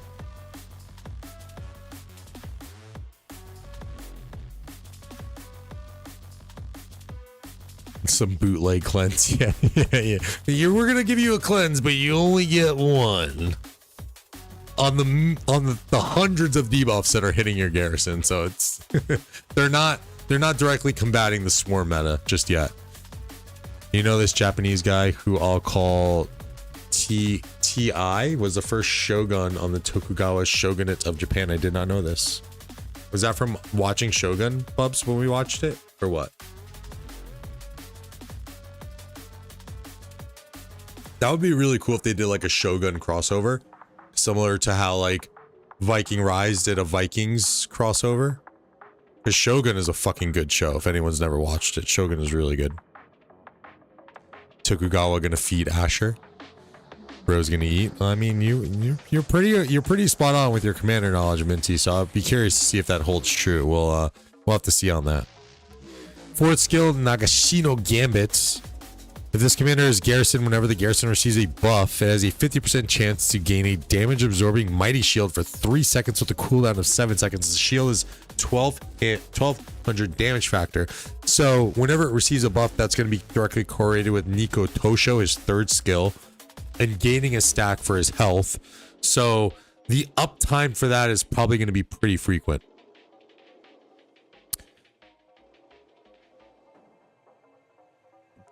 Shit, he might go good with Heraclius just on that as well. It might not even be Tokugawa Gorgo. It might be Tokugawa and Hera because of the shield stacking potentials.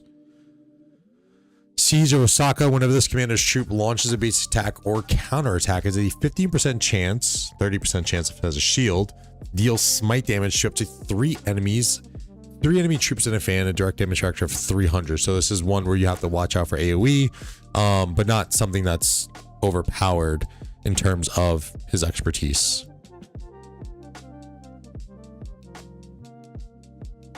Not from Shogun. This is from history and just reading. Oh, okay. Thanks for the history update.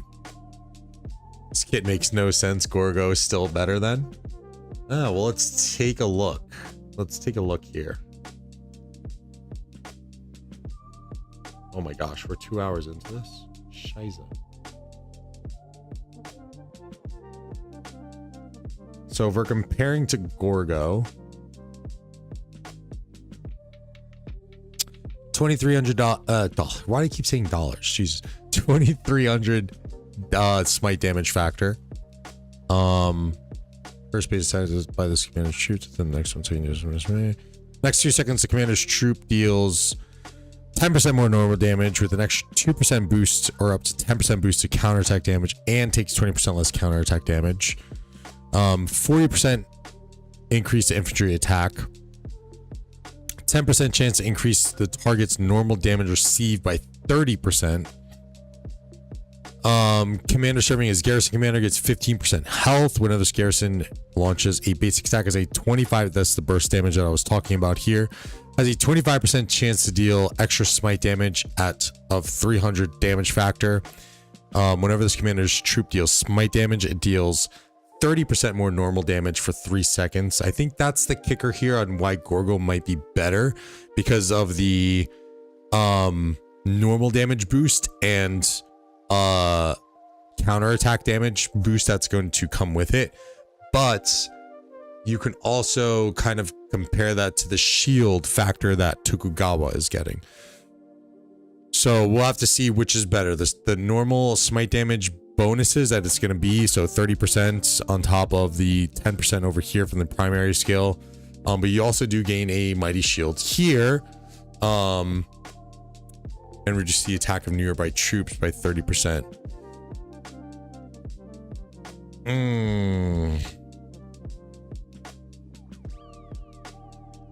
I see where both of them have their kind of like, I don't want to say similarities in a way, but they each have their own strengths, right? 2400 damage factor, a defense reduction. You're getting a mighty shield almost every skill cycle whenever you deal smite damage. The stats, which is kind of minimal.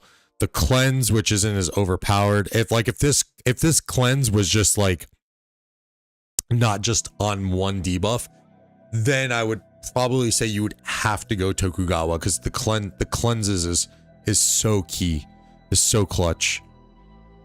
The health stacks is kind of whatever. 1200 mighty shield is pretty good. Again, Martell's is 1400, so 1200 for that mighty shield is pretty good. And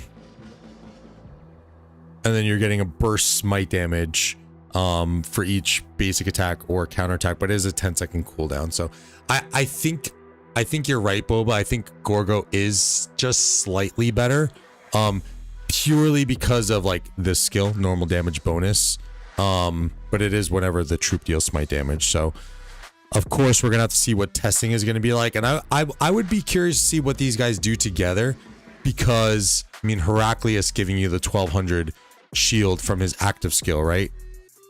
And then your smaller shield being here at 500 damage factor. So skill damage bonus reduction, health bonus, counter. Yeah, I think Heraclius is probably still your secondary that you want to go with. I don't know if we're gonna get double smite. Depending on how broken Pincer is probably when you get double smite, but again, I'm not sure.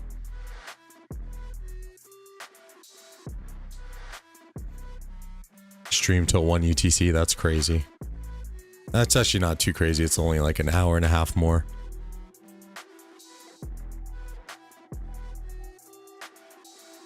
Send 2 reports in Discord, show Minty. Oh, but this is a simulator, Dom. I mean, I've never been one on the simulator gang, but let's see. For Minty. For Dom. I don't know if you guys can read that, but there we go. Asher Zuge against Baichi Gorgo Garrison. Jesus. Terra never dies. I agree. That's definitely one of the best investments I've made in my account ever.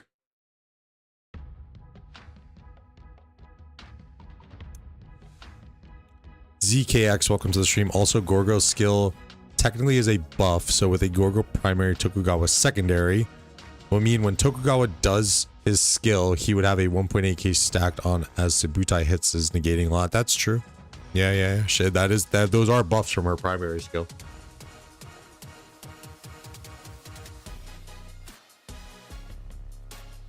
So if you see that garrison, do you know what to do? Don't even bother rallying. Full swarm, don't waste time. Until a Subutai. Tokugawa Gorgo. And at least it's not like this massive difference, right? It's only 600k troops on Sevuns. So that makes me feel okay on this, but we'll see. Plenty of time.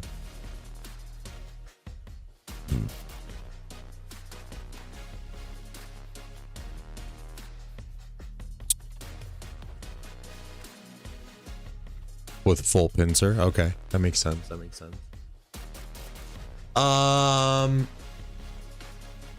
Full pincer does mean a little bit more of an easy swarm. For sure, for show. What else do we got, guys? I don't know what else I missed while I was out for the week, but I'm pretty sure we had the big Dubai meetup, all those updates, KVK tech, all that good stuff. Commanders. Can't wait to do a BQ Cordoba with infantry artifact and infantry gear and an infantry tower. BQ's expertise in a siege tower. I didn't even think of the possibility of doing artifact KVKs with siege commanders, to be honest. That's kind of insane.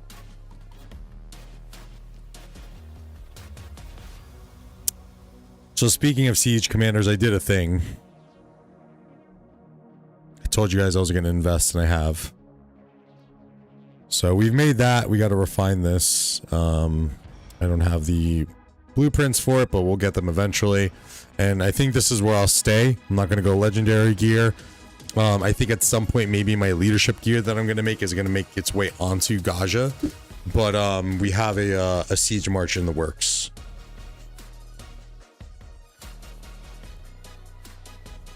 Siege don't convert over well. The skills stay ranged. Well, the primary skill, right? But all your other skills potentially would move over.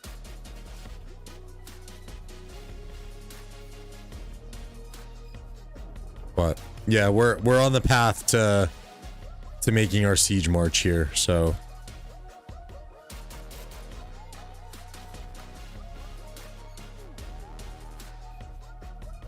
sure. Let's go 1+ siege KP chaser. I am a KP. It's not even about being a KP chaser so much. It's especially in these higher KVKs. ZKX is like, you need to have a siege march.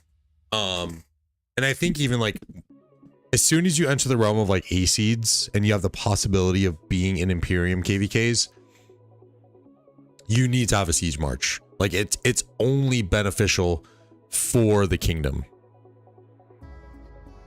You know what I'm saying? Like it's not even for me. It's not even about the KP. I've firsthand have seen how beneficial.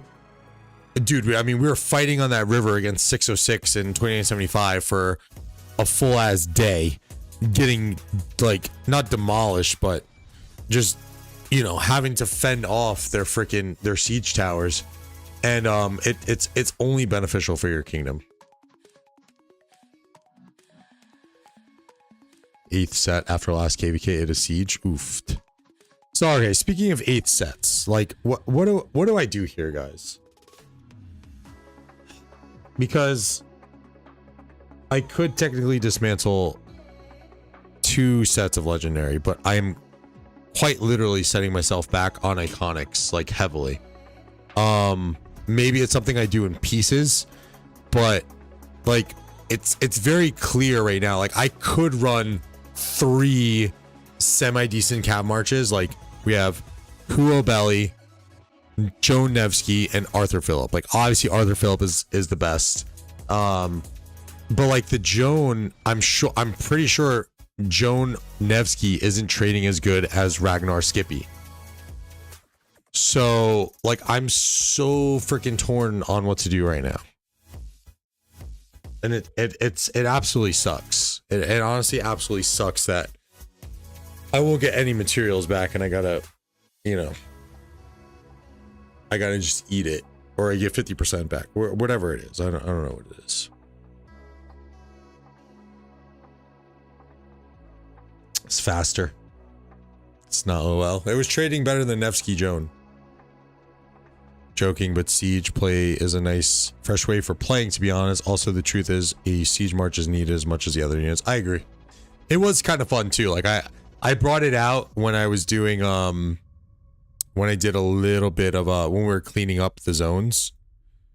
And this was the march that I was running. The Gaja Catherine. And it was just cool, just, you know, walking to set up somewhere and then actually setting up, and then like someone was coming on to me and I was like, oh damn, I have to move my march, so let's move this over here. So like it was pretty cool to it's a nice twist, right? A nice twist in what we're used to.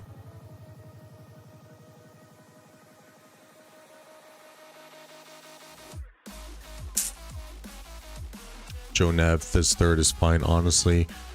Run 3 cavalry when you need to get your troops to a location, otherwise bench the Joe Nev. I only use a 3rd cav march when I need to get troops to a location fast. That's a good point, Lambo, but I'm going to dismantle my 4th set of cav gear. And I'm I guess where that stems from is, do I dismantle the 3rd set as well? So like what you're saying is, because it's a very situational thing, like, is that situationalness worth keeping the 3rd set, or am I going to get more value out of creating my 2nd infantry set to bring on a superior Ragnar Skippy over the Joan Nevsky?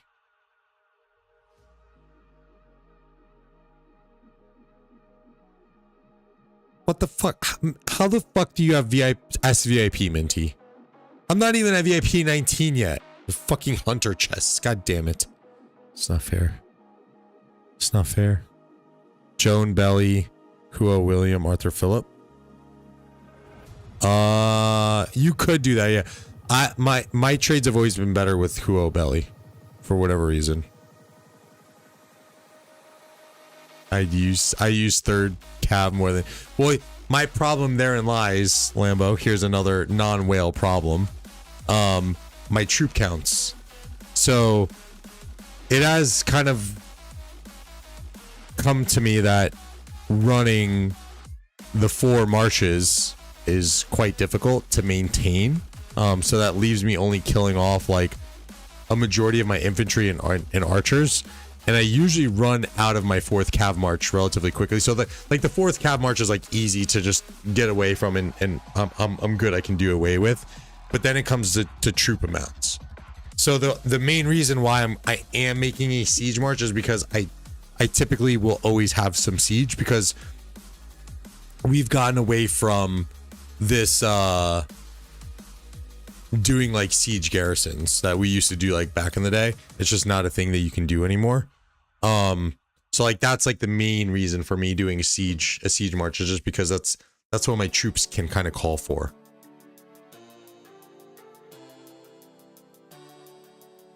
Third doesn't need dismantling as we get new combo. Your 3rd will be a combo based pair, and then 2 can be whatever you can pull together.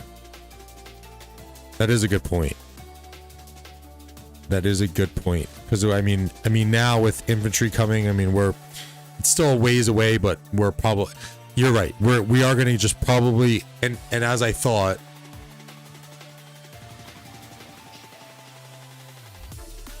sir. Oh, never mind. I thought there was like a crack in my screen or something. Infantry's has a smite niche. Who knows what the archer niche is going to be, and then obviously it looks like cavalry is going to have the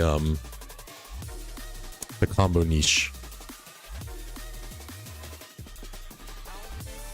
Whale problems, you're only 2 million power below me at the moment. Damn, Lambo, you really went in, huh? Holy shite. Heal days. And I've heard, from what I've heard, this works. This will do.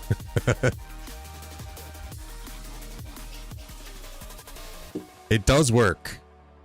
It's not, you know, the massive 100k to 1 million sevs that you'll see, but yeah, it works. Which just shows you how OP Cav is.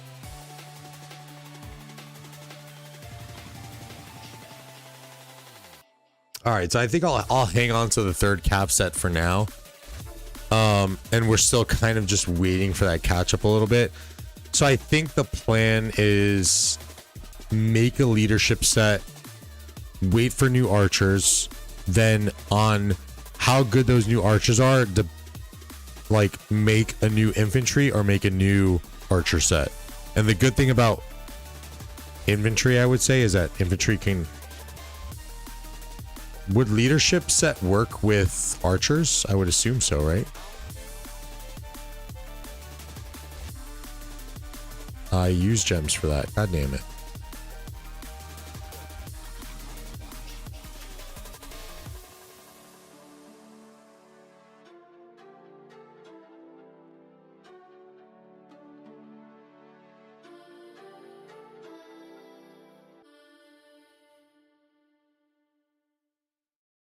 Hunter was in love with this 3 Cav. As am I, but I'm trying to put that Cav bias aside, right? Because again, I was chasing 5 Cav for god near 4 years until Lilith's like, nope, we're not gonna let players do a full, which it still just irks me, like. And I swear, if we get to a point where I can run 4 Cav marches, like in like 2 years, we get these marches, we get these commanders, and I dismantled my 4th set of Cav. Like, I know it's 2 years, so I might as well just dismantle it, but still would really love to run 5 Cav marches. I don't understand, as we're playing this RPG style based game, why are we sticking to this has to be meta and this has, why can't we, like, they are adding with Pincer and these new formations that there is a level of this customization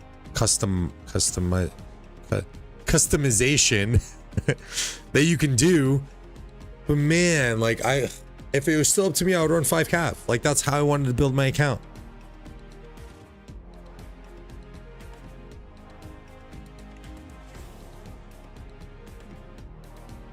You won't like it until I get crits? Fuck. Don't tell me that.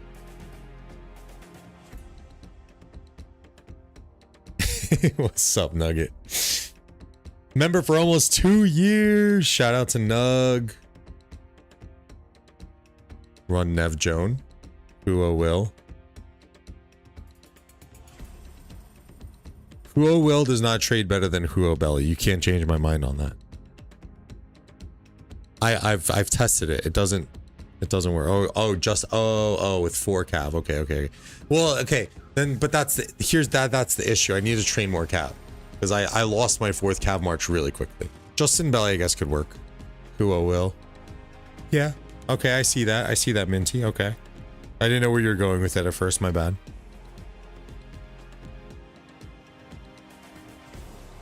Kill there worked against 60 from what I heard from Alliance members.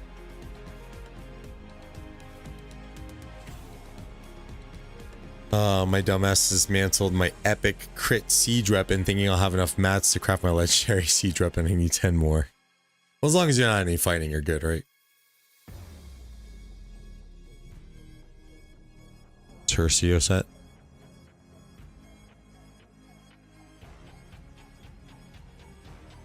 6% boost to counterattack while you're garrisoned in your city. 1.5% normal attack damage bonus. Very nice. Wield of shapes gains a 1% normal damage. 1% bonus to all normal type damage dealt. Every 10 seconds after the battle start, the troop gains another 1% up to 5%. So you're at 6.5% total normal attack damage bonus.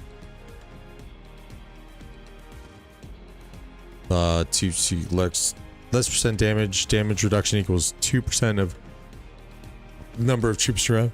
So 8% less damage. You're now at 8% normal attack damage bonus.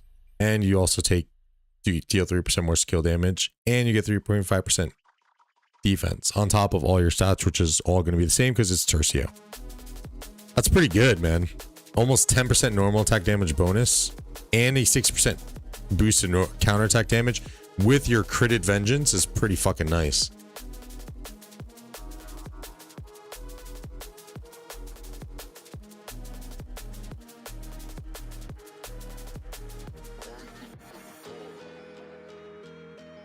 Sabutai, Attila, then Justin.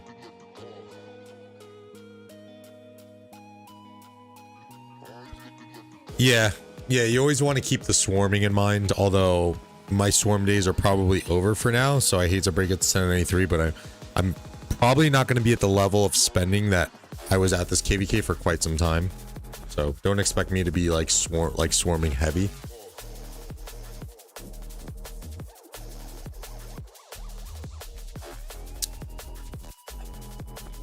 New Labubu drops April 25th, 12 a.m. on PopMart US site. Is that like... Oh, the one that you told me about? That you need to get?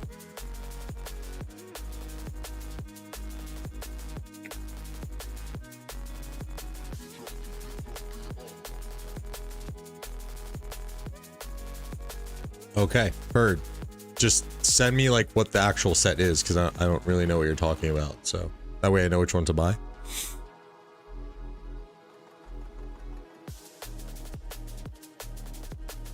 And this is why I can't go full tech, guys. So thank the wife. I'm just kidding. That's not the reason why at all, but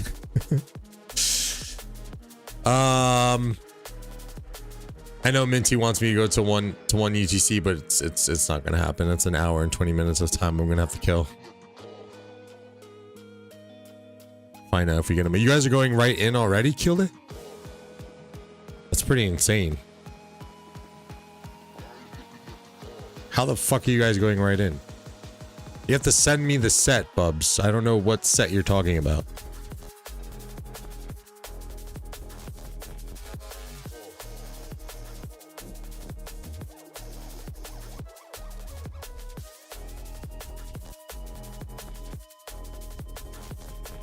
No, it's fine. It's not you, Bubs. 12:30. What do you mean 12:30?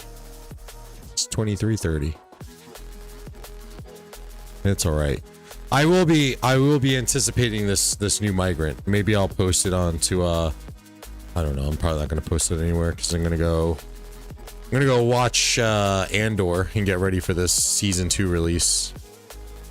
And I gotta go make dinner.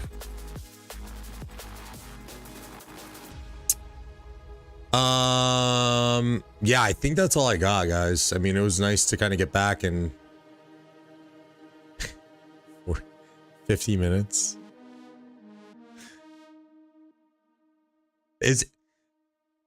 I don't think I can go another 50 minutes. What am I gonna do? I didn't watch White Lotus, not yet.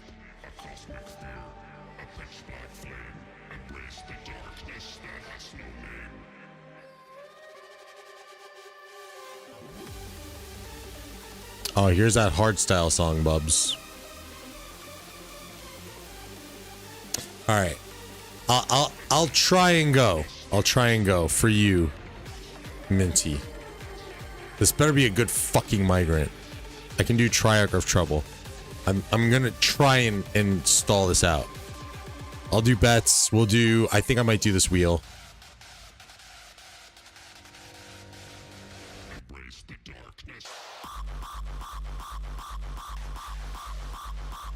Terrible. Terrible. This is literally on my playlist just for my wife. Power. I've heard Power is really good too. Good night, ZKX. Thanks for chilling. Minty farmer down. All right, let me use the bathroom real quick, guys. I'm gonna grab another beer and we'll try to stretch this thing along for Minty's sake and whatever new migrant is coming. I'll be back.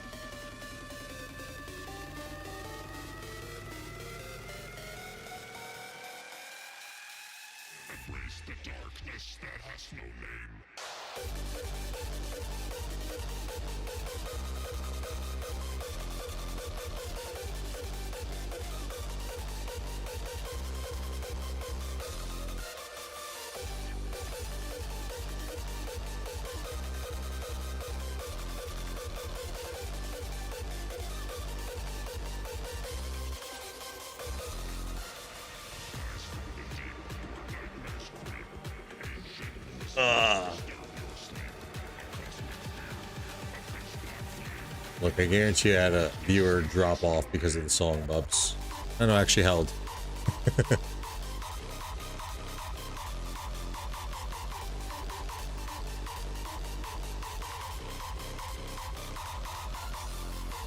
I swear, Minty, this freaking migrant better be worth it.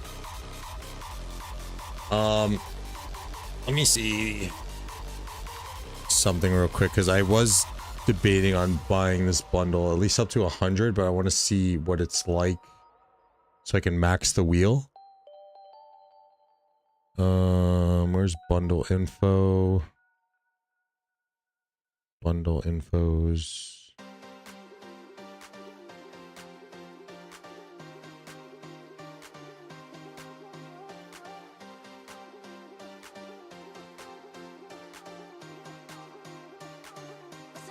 So I get 9, 16, 21, 24, 36. Oh, so you have to clear the event too to get this. You have to max buy this and clear the event to be able to max spin this, guys. Right, because you buy 30 here, plus another 36 on the event. That's 66, 76, and then, I mean, you can only spin it 105 times. You have to max buy this, right?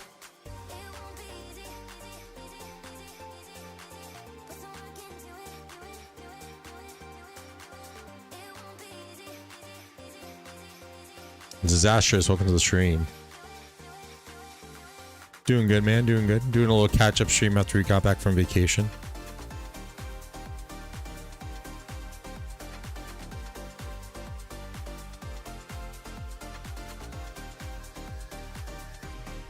Depends on luck.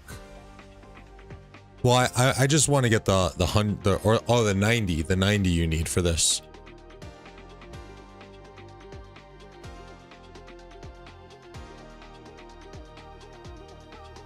One gold chest or gems, then you'd be left with like 20 or 10. Oh wait, oh, so you can buy multiple gold chests on it. Oh, okay. Yeah, we'll do it. I was contemplating it, but this is, again, we're not going to be spending as much on rock.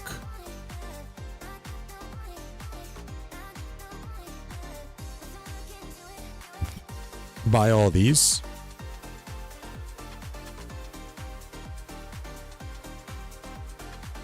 Right? Buy all those, Minty.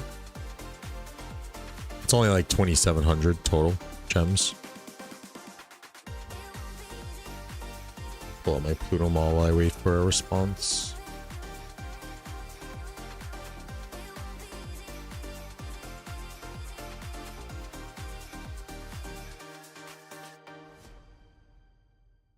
Whoa. No.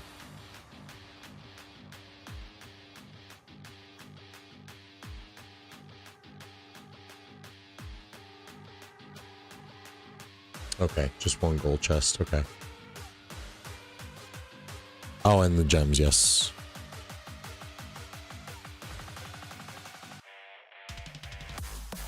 This game makes me spend. I hate it and love it sometimes. Dude. So I started playing Avatar Realms Collide. I know you're new to the channel, but I announced that on my last stream. It's another city building war game. I'm a huge Avatar fan. It's something that I'm going to be making content on.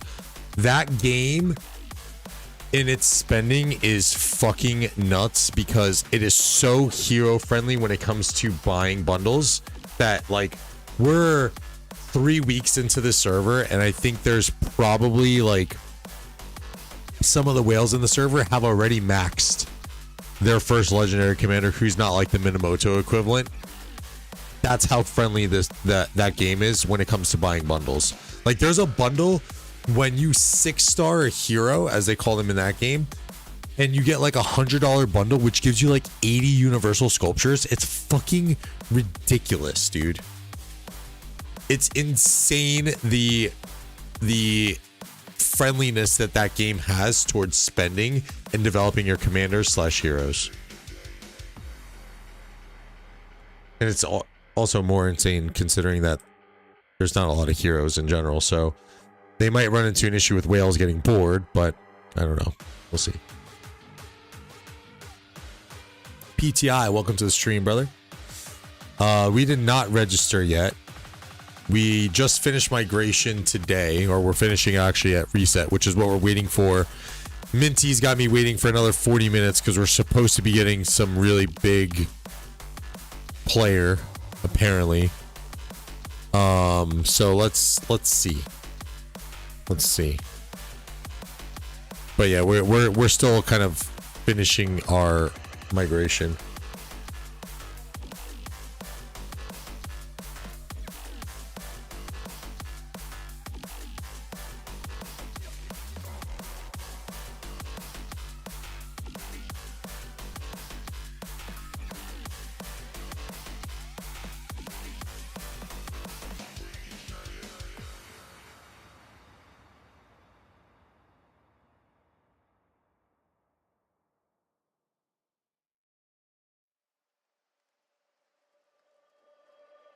This is 1093 disastrous.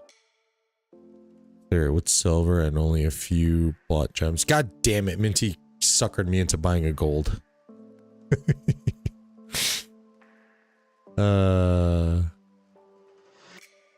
Technically I haven't bought the gold yet, but we'll just go ahead and do it. It's fine. Looking for epic KVK again. Don't wait for me. You migrated, right, PTI? Were you in 606 as well? Did I see that correctly, or am I still jet lagged? Oh yeah.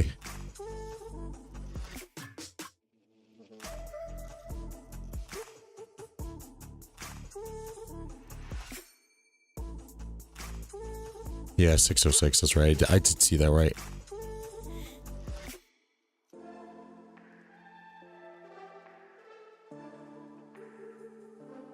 Gaja!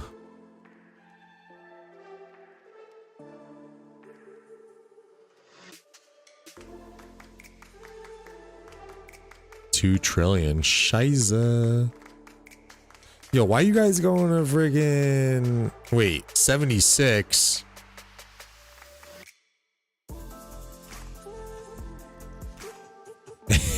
God. Yeah, man. I understand though. He's got his, friends and stuff that went over there, so don't know if 1093 is keen to bring in another content creator like Chadsky now, but so I need another 14 to max this, which we'll get through the event, so that'll be fine. Oh, I didn't do yeah, let's do Triarch. Let's do Triarch, actually. And actually, forgot we got them from Triarch too. That's probably what killed him at, where he only needs up to silver. Well, actually, wait. Well, Trooping doesn't get my main gear. I don't know what I'm doing here. It is now Arthur. And now you get set number 2. I'm gonna have to redo all this for our ARC match on Sunday anyway. But whatever. Let's get you sorted here, bud.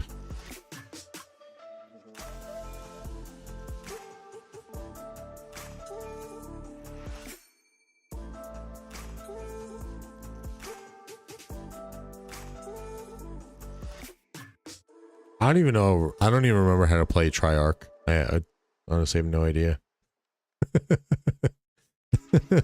I have no idea how to play Triarch.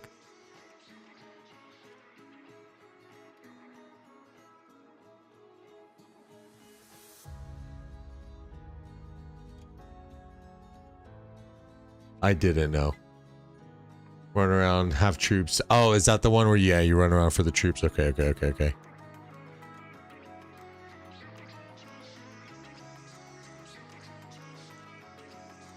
Yes, yeah. Just run around, collect the troops.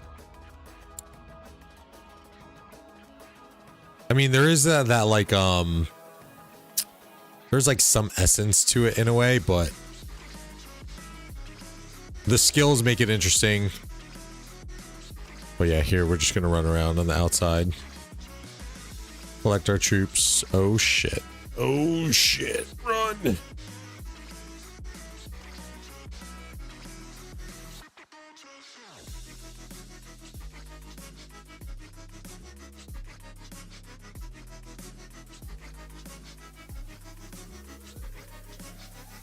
Yeah, this literally is PTI is calling it out. We're just running around. There should be something that like you have to run and collect the skills. You shouldn't just get the skills automatically, to be honest. I think that's one change that they need to make on that for this game mode. I am inevitable. What does this do?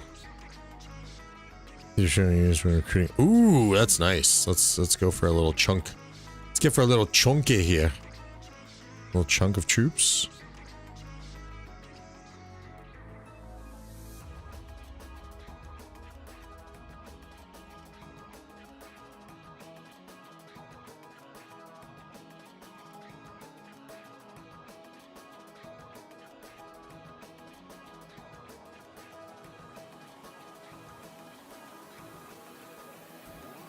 So when you troop can now recruit mercenaries and lose 50% of march speed. Okay.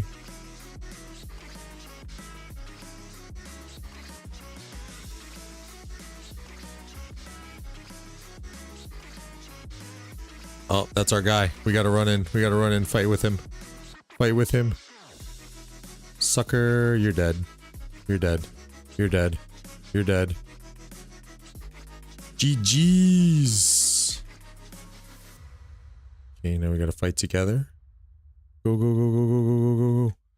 Go. Kill that guy. Kill that guy. Yes, let's go. I don't know what that skill does. Oh my gosh, I'm slow. Oh my gosh, I'm slow. I don't know what it does. Use it. Just use it. I don't know what it does.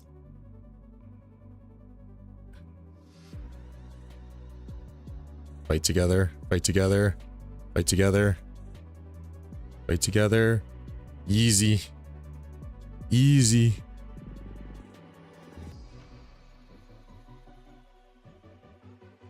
Stay together. Stay together.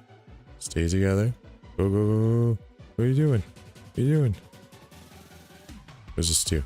Turns ground and reduce march speed. Okay. Bro, we got mad people. Oh, go. Get this guy. Get this guy. Get both of them. Get both.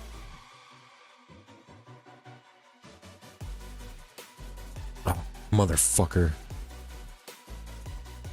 Shit. Alright, we gotta fight together, guys. What are we doing?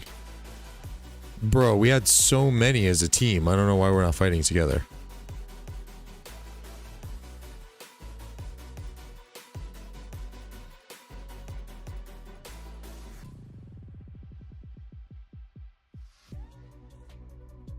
Fight! Why are you running? Oh my god. Fucking farmers, bro. Why are you running? Why are you running? We won. Yay. Dirty, the final boss.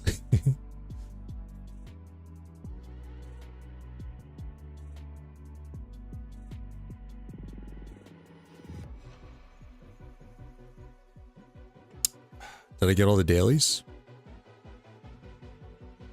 Oh, I did get them. Yes, let's go. Okay. Sweet.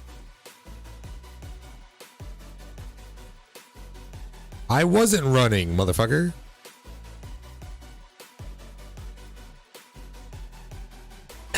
Educate me, please. I can't figure it out. I think if you're playing coordinated, like, dude, we had there 3 people who had 50k troops. Like, if you get to a point where you guys all have a lot of troops and like we're like you're in voice and you coordinate and you're like, okay, let's just go fight people now. Like you're gonna win. But when you're playing with randoms, it's a lot tougher. Yeah, he's in 1093 PTI. Did you know your Kubo can resold for $40? Not enough. Not nearly enough for me to sell my Kubo. I recently started buying pop marks because my wife got me into it. It's fun. It's fun not knowing what you're gonna get.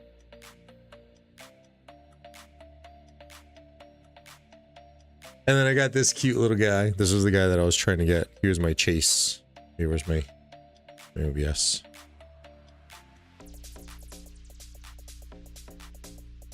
He's drinking a boba.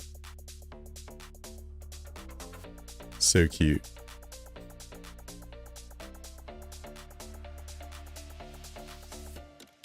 So I now add pop marts to my semi collection of things, like my my Funko Pops that I have here. My My Hero Academia Funko Pops, my Avatar, and then Star Wars.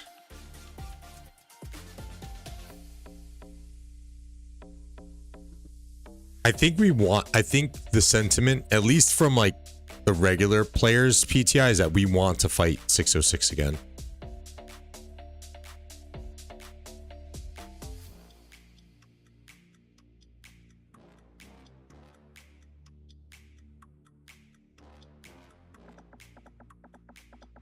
Knight, welcome to the stream. Thank you for the gold chests. You're welcome. VIP points, let's go. And some freaking, oh my gosh, that's a great pull for my fucking own chests. Let's go. All right, happy reset.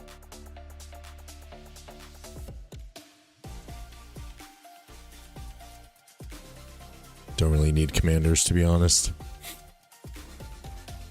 Team draw.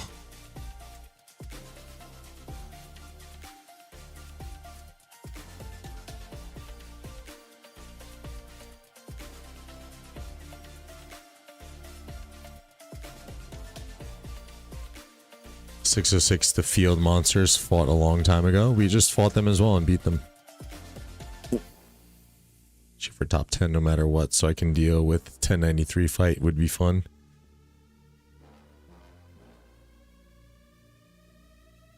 Tech power? It is supposed to be auto done. Why is it not? Oh shit. Yeah, what the fuck? Hello? Hello, Lilith.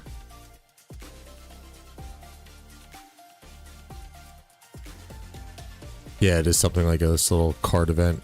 You gotta spend.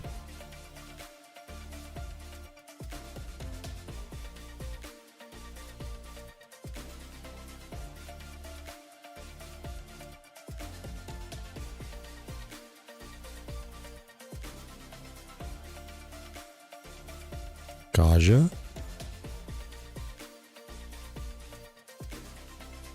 I don't even really know who I want at this point. Like, there's really no one else. Gonzalo, I guess. And William?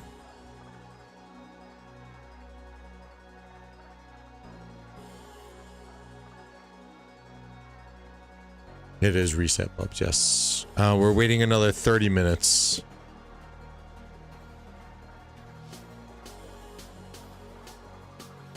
$23.77 gets a match against 2.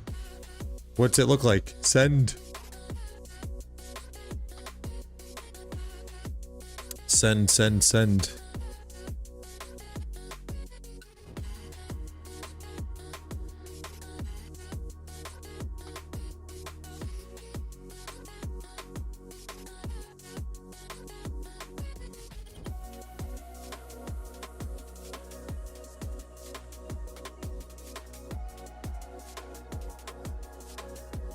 Oh, true.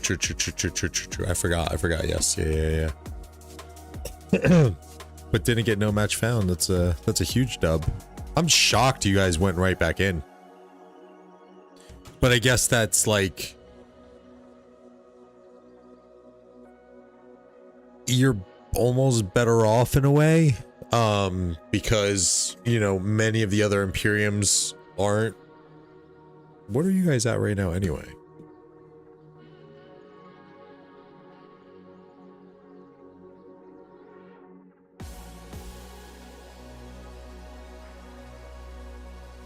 Oh, you're still Gold Imperium. Okay. Yeah, so that move does kind of make sense. It gives you the time to like recoup in a way. But also like if people still need to migrate out, they can migrate out. You're on a KVK map, so you'll get the benefit of obviously all the KVK stuff. And you, what do you say? You kind of avoid some of those really big fights that you probably don't want to take right now. Although you're probably still going to get like a 1v all type situation. Yeah, that's the other caveat, right? Like you've matched in and you'll get a map, but are people going to want to fight? Hey, we have a Sugabo. What the heck? Did many people leave? It doesn't look like it.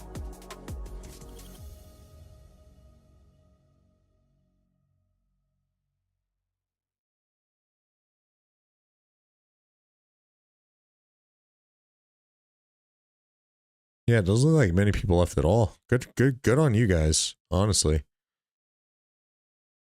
2638, 1903, and 1718 got no match found. How does that work? But you guys don't get no match found. That's funny. That is very funny.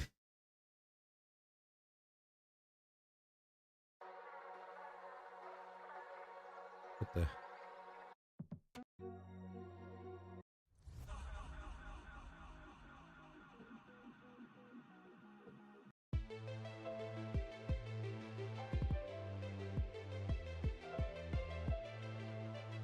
You already tell I like this song.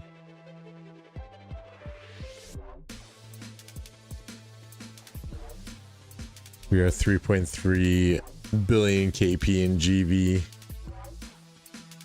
A little cooking. It's that new algorithm that they're putting to use.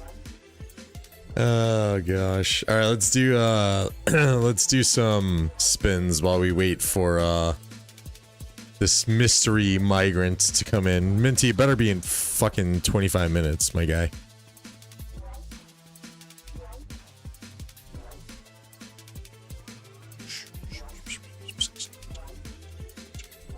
All materials, please, all materials. Let's I'll take it, I guess. I'll take it. 30 hours worth of speed ups. Not too shabby. Not too shabby. I want all materials though. That'd be even better.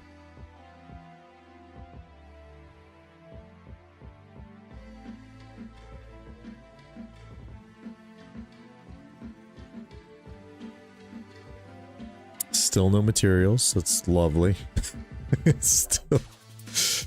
Oh god. I have terrible luck in this game, guys. I just can't. I can't escape it. Why? It's terrible.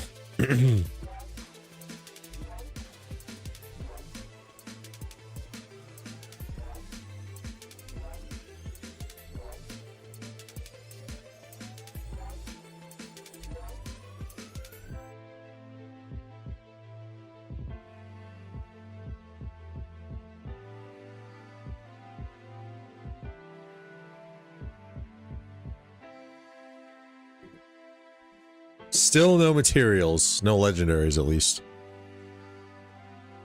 I should have done dig event. Doug Digadome. Dimmadome. Doug Dimmadome.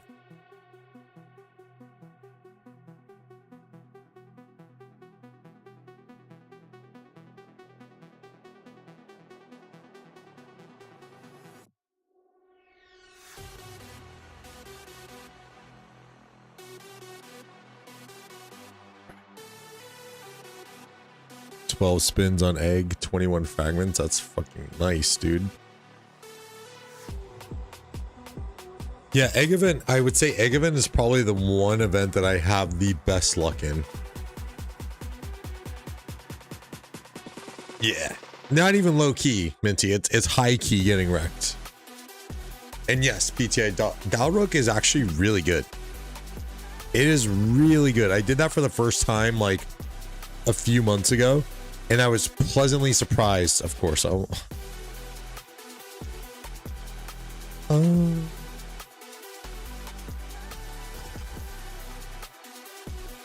I was pleasantly surprised on what I got in Dalrook.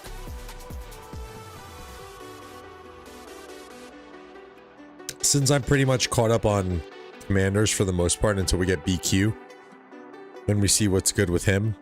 Although I'll probably wait on him, to be honest, because I mean, I'm still able to put up some pretty decent numbers in KVK without having like the meta marches. So like, as much as I want to get to like full meta, I'm still pretty good.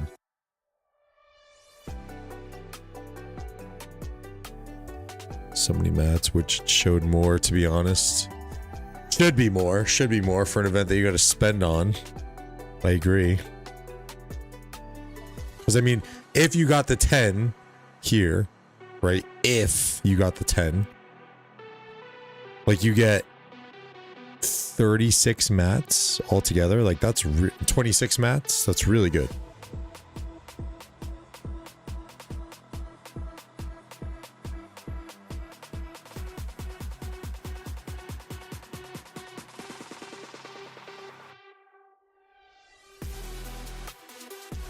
Meta depends on playstyle too. Yeah, like if I was in a lower seed kingdom with like BQ coming out, like I feel like I'd be a little bit more pressured to go and get him.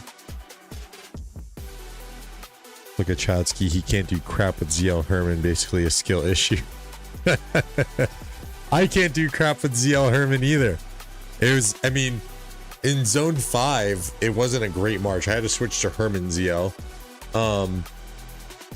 But I think ZL Herman actually was my 3rd best trading march. It was no, it was actually my 4th. So it was, for me in this last KVK, it was Arthur Phillip and then Lucha Alex, which are pretty much like dummy proof when it comes to skill issue, right? Let's be real. That's what it is. Then it was Huo Belly. And then it was ZL Herman or Herman ZL.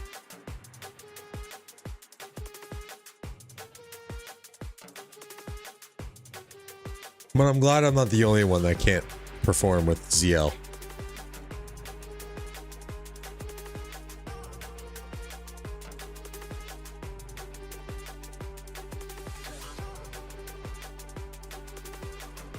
Is this movable feast bundle doubled or what? I'm confused. Movable feast.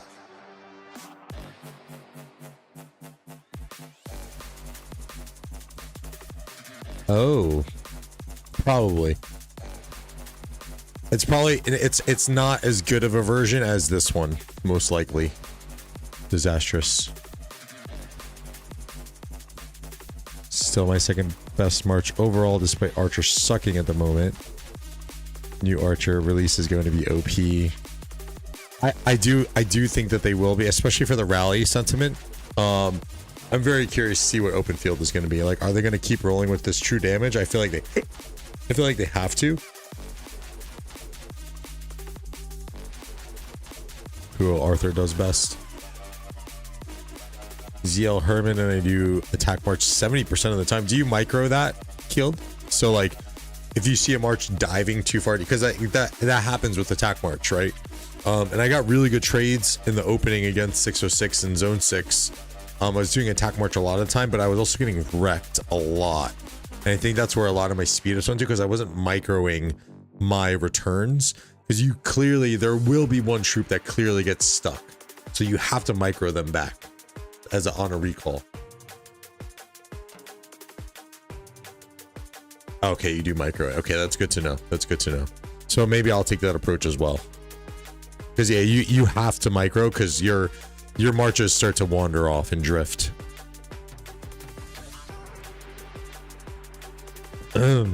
They will kill true damage and release new wedge formation. Archers will be skill, cav combo, and infantry smite.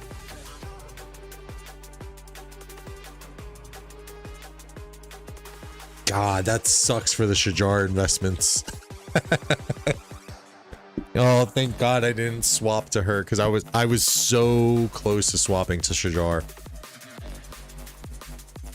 Yeah, well, yeah, Kingsland, yeah, you gotta Kingsland and zone openings and stuff like that. You have to zero your marches, so it doesn't really matter, but you still want to optimize a little bit. And as I was going back, because I didn't get a chance to stream zone 6 openings, which I'm hopefully still, I gotta touch base with some leadership and see where we're at on that. But I recorded zone 6 openings against 606 and 365 and 2975. And as I was going back and, you know, editing to try and put them together, which I got somewhere to an extent, but I can't sit through and edit 4 hours worth of footage. It's just not in me. I'm sorry, guys. I apologize. It was a really good opening, but I couldn't do it. I noticed that I was just getting destroyed a lot on my attack marches. So it's good to know that there's another high level player who is doing you know, the a little bit of micro that you need to do with the attack march.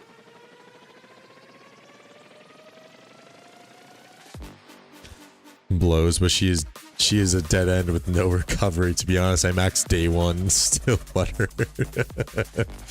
She looks so good on paper too.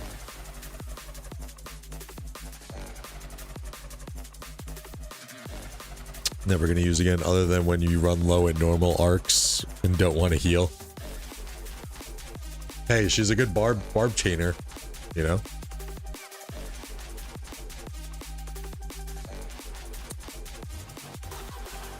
Yeah, I guess that probably would be the format. Yeah, archers running skill, cabs have combo, and infantry with smite. And you've seen similar. I don't know what they do in Call of Dragons, but in Age of Empires Mobile, it is that way, where your different troop types will have these different little niche skills about them. So I think that is the direction that Rise of Kingdoms is going in.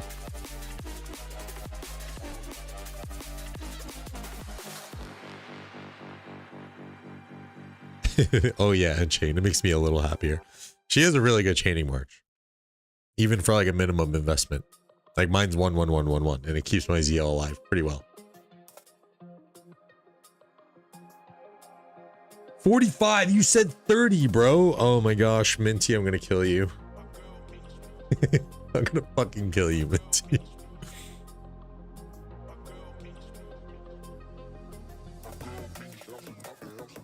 Yeah, and I think like the thing with Wedge, I think you're right, PTI, because and I'll tell you why.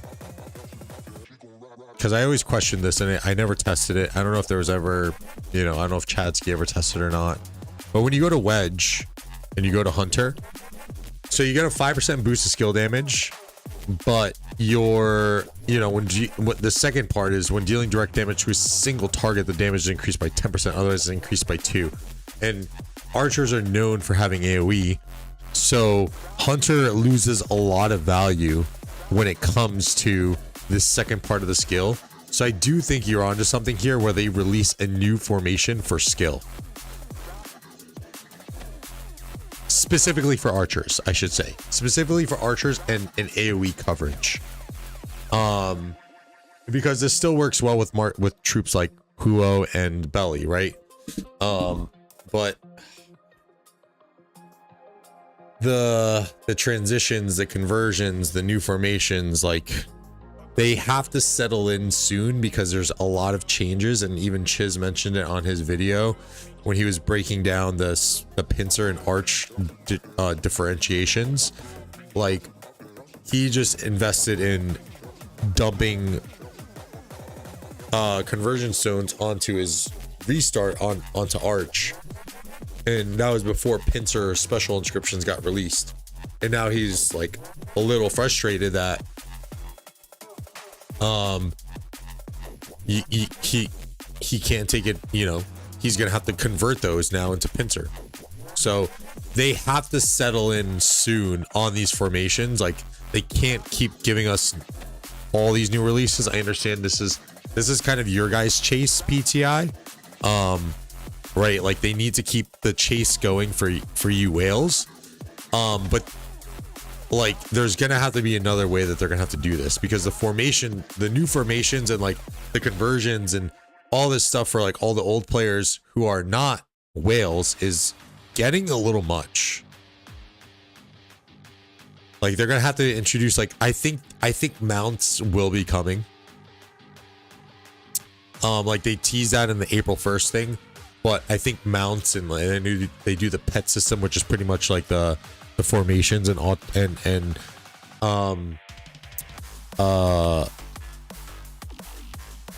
like formations and all that stuff with for COD, like in correlation. But I think mounts will be the next thing that they decide to come in.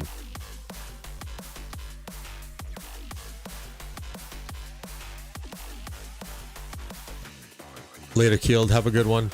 Hit that pump, brother. Guess Canyon is kind of cool. That's how I scam you into waiting the full time, duh. So you're coming into Andor time, you know? Yeah, you are cutting into me and the wifey's Andor time, so.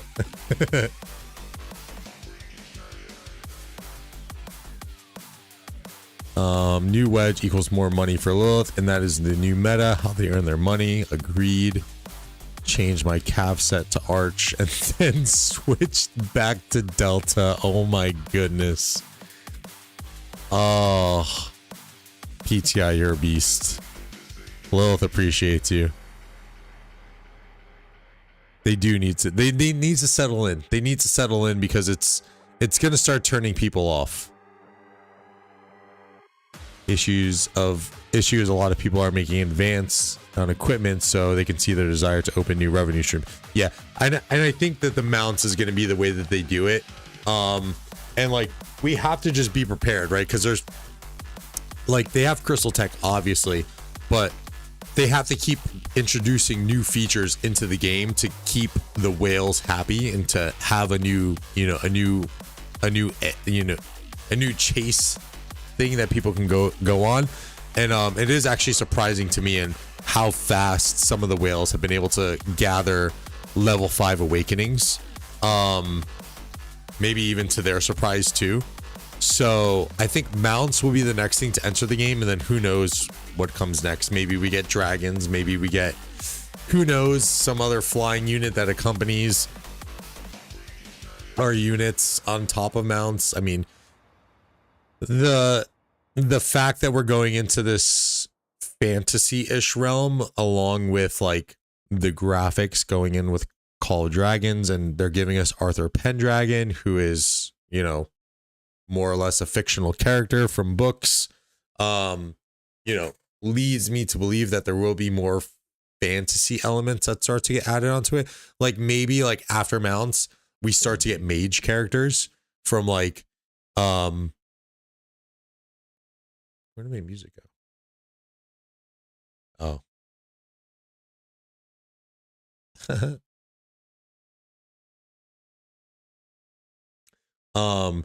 Like maybe we'll get mages that will accompany us in after mounts. Who knows? Maybe that'll be like another troop type unit or something that they introduce. But yeah, I don't know.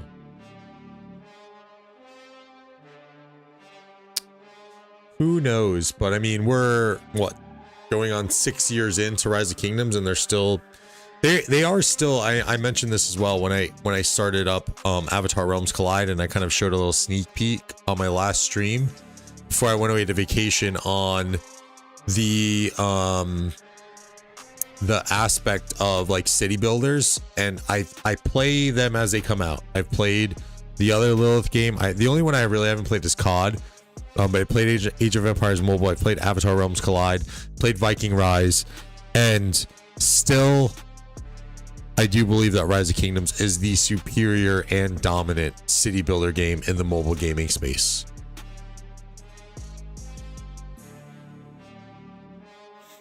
new Andor series. Yeah, that's what I'm pushing to finish with the wife, because I told her that I need to be ready for the new season when it drops next week.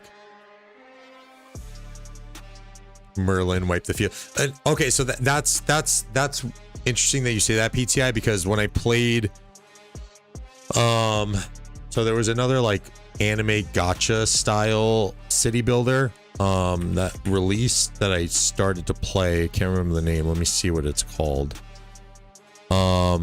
Age of Titans. They had a really unique feature where all of your marches, depending on your commanders, all had an active skill that you can use, and there was a big cooldown for it. So I know that they were kind of testing that with Keener Blades. I would assume that maybe Keener Blades goes away, and they should make the game a little bit more skill oriented in that fashion, where you have these skills that you can use. So maybe we do get these mages, right, that maybe come down through, you know, through history. They're not going to be commanders per se, but like maybe they're mages and witches and warlocks through like folklore within each of these civilizations, and then those mages per se will give us the ability to run active skills for our own like marches, and for, I guess, for like the alliance marches in the field.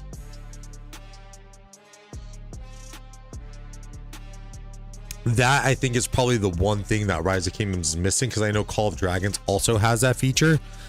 And I think that's such a freaking X factor when you talk about elevating what we have now in Rise of Kingdoms gameplay to that next level.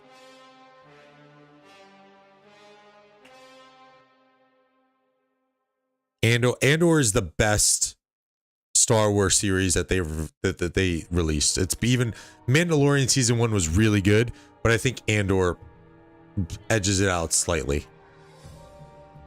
I was really, really high on Andor. Like after my first watch through, I was like, this was great. Need to finish Andor so I can start Vox Machina. Vox Machina is so good.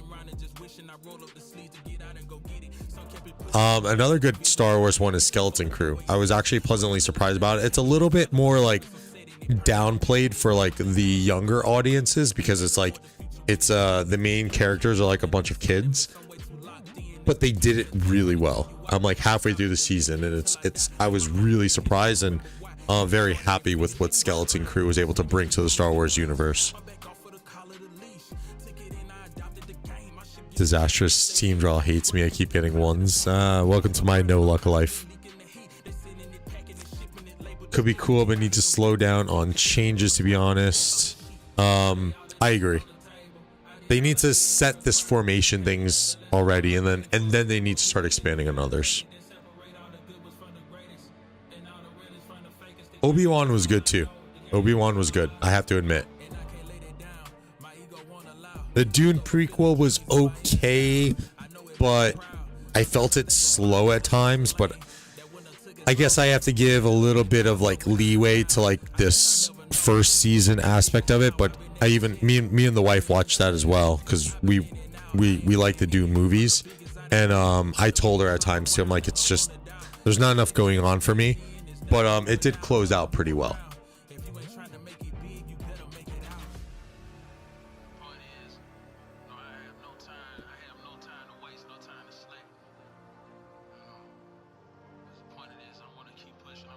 All right, I gotta apparently hold this out for another 30 minutes to wait for this migrant. I don't know how I'm gonna do that now. I do kind of need to go over and do some Avatar Realm stuff. I mean, that would be really easy to fill 30 minutes.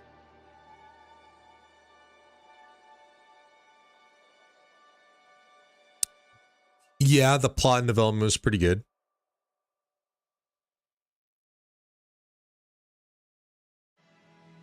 I mean, Andor was just like, because I mean, for anyone who's a Star Wars fan and you watched Rogue One and you thought like, oh, this is the start of like the Rebel Alliance, and then you got into Andor and you're like, oh, so this is actually how the Rebel Alliance starts.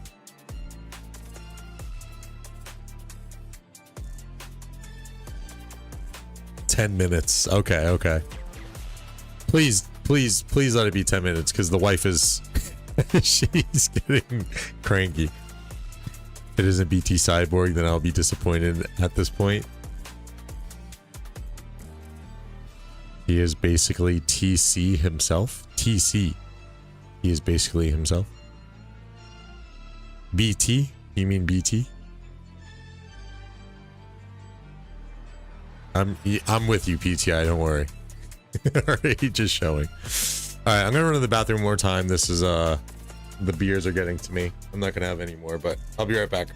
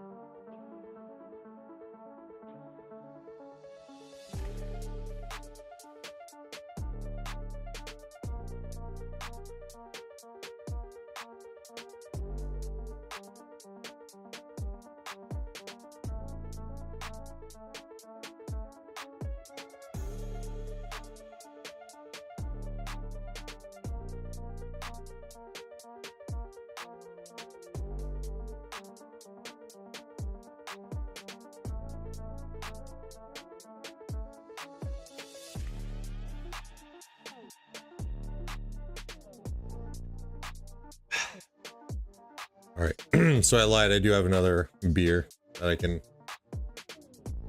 help push through these last few minutes. The Minty wants me to be on for this migrant. It's a lighter beer, so we'll be good.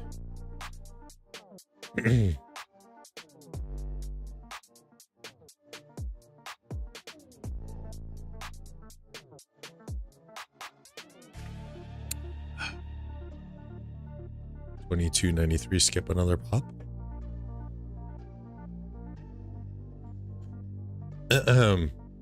Well, after the last KVK that they had PTI, since they're not like the biggest kingdom, I can understand why they didn't go in for a big pop, but I love 2293. Those are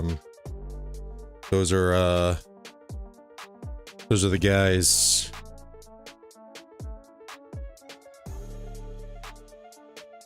Ooh.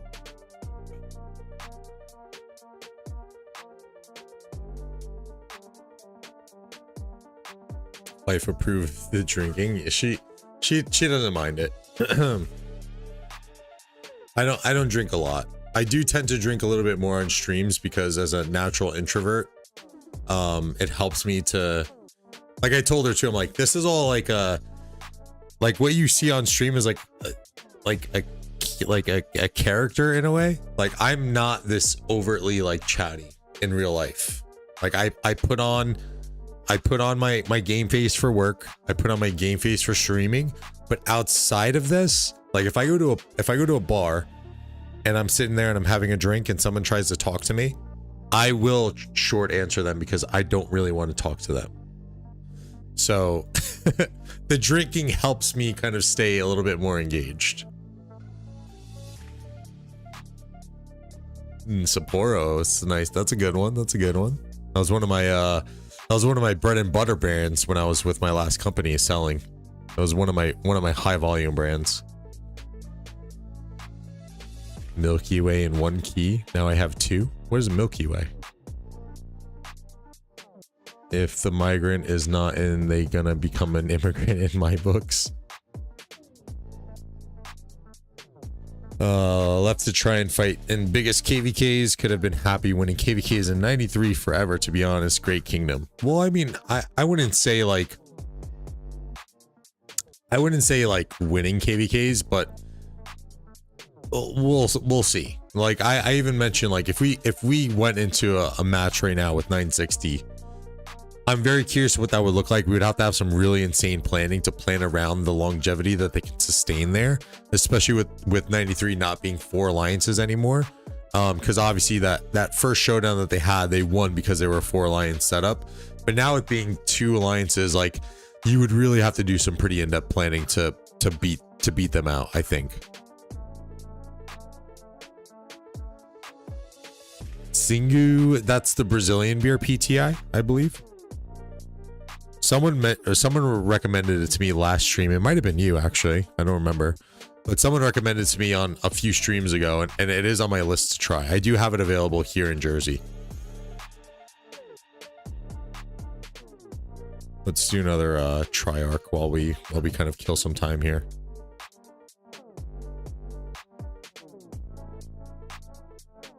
Yeah, Brazil. Yeah. Yeah, that was you. Yeah, there you go.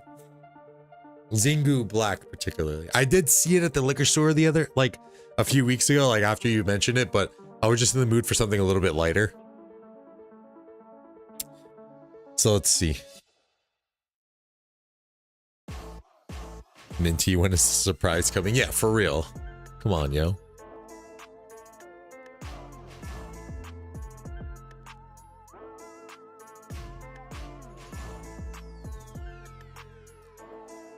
Five, 4, 3, 2, 1.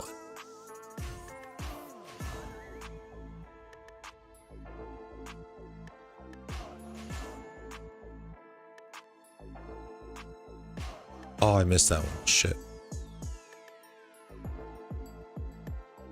Let's go. I'm coming.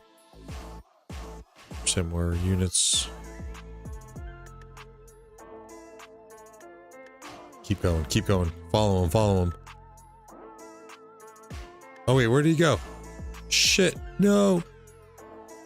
Okay, we'll go back to the sides.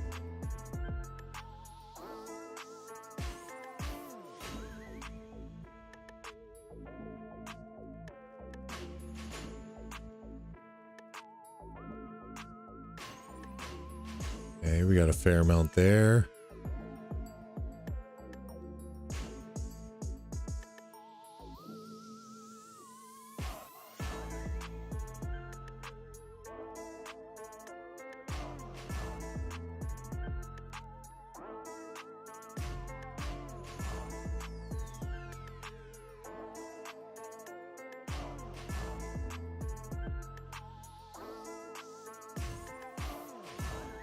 Dude, that William Wallace is fucking running, bro. Oh my gosh.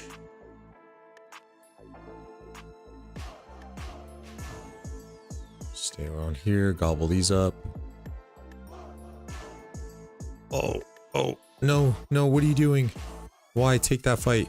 Oh my gosh, why take that fight? You're crazy, brother. I will take this fight, though. I'm gonna win this. Oh, bitch.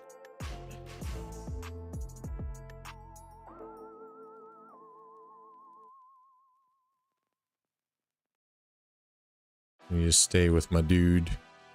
Here. Oh shit. No, don't take the fight. Run. Oh, it's a bad fight to take.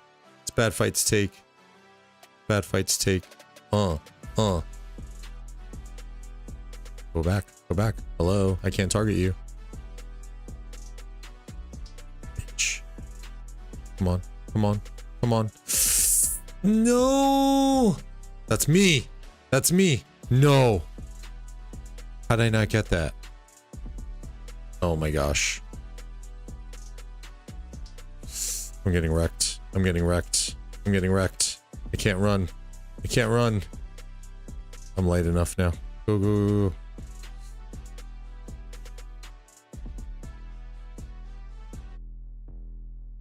God damn, everyone following me, dude.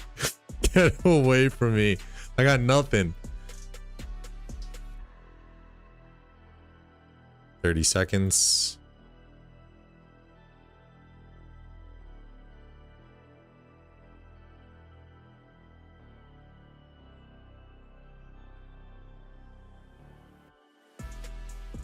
Where's my team? Oh, oh, oh, oh. Attack. What are you doing? Nice. Nice. I don't know if we win this. I don't really know. I don't think we won.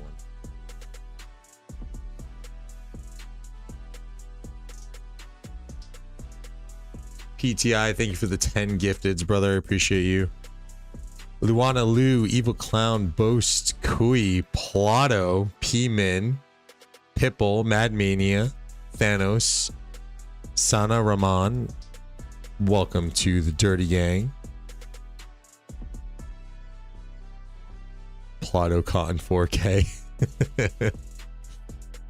PTI being generous. Rubio, go verify. He's in. All right, finally. Who is this surprise guy? Is he stronger than Ghost? He's not stronger than Ghost. Evil Clown, what's up, man? I see you lurking now. 3, 2, 1.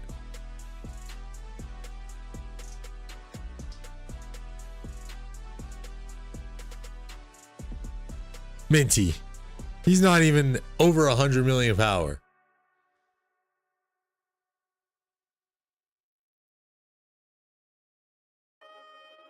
$4716. I swear to God, if you fucking trolled me for an extra hour on stream, I'm gonna zero you.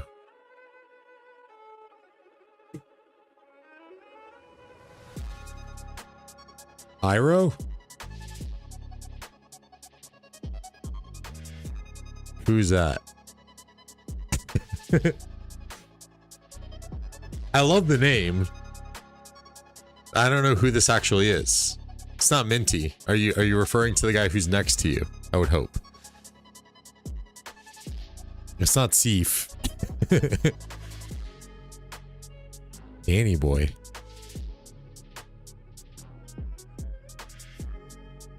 Check verification in 93 server. There's only a few people who call me Danny boy.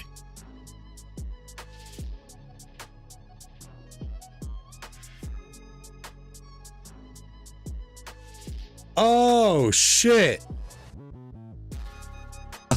Oh no way, it's Boba. Yo, another Boba account. Yo. Okay. I thought it was like a big name, but honestly, I don't care. It's Boba. He's back. Holy shit. Hell yeah, man.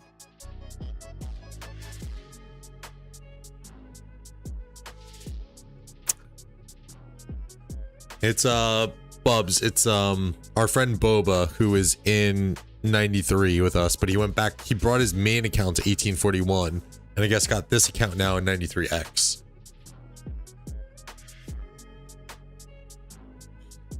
And with a good ass fucking avatar and name. Iro. Shit, yeah, we got Boba back. Hells yeah, man.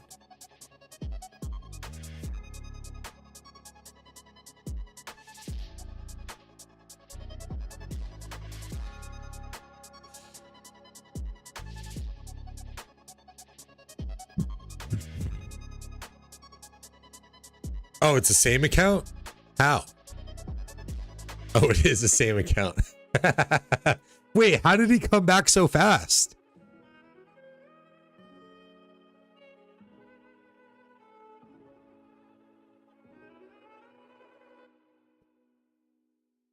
Don't you have to wait 30 days?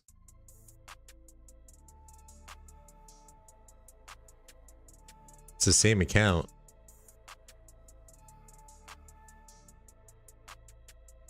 I'm confused.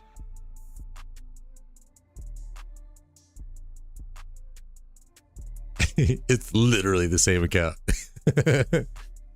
Oh. So if you KVK migrate, you can come back without the 30-day cooldown?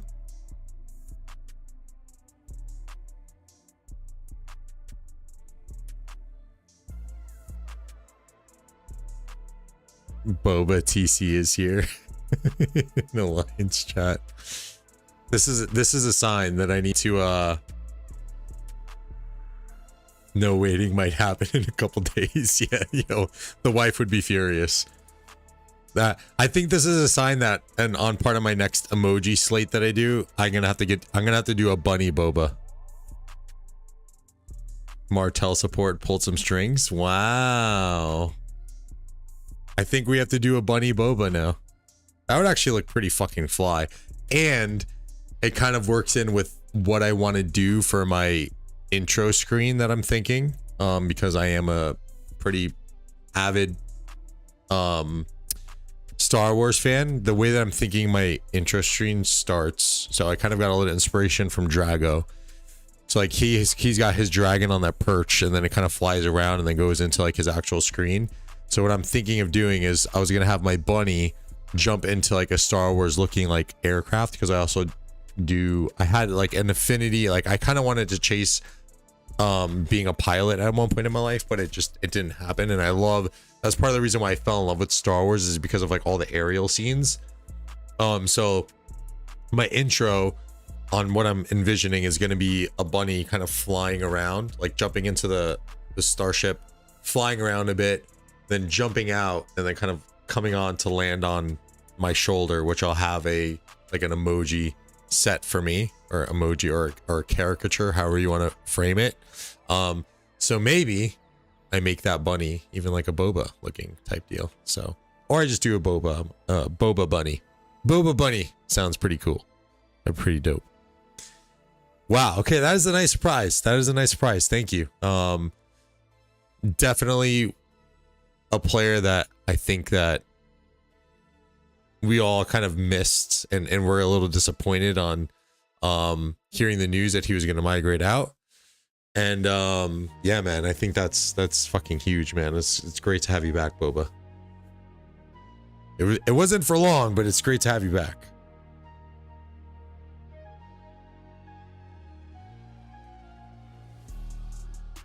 Slandering Iroh.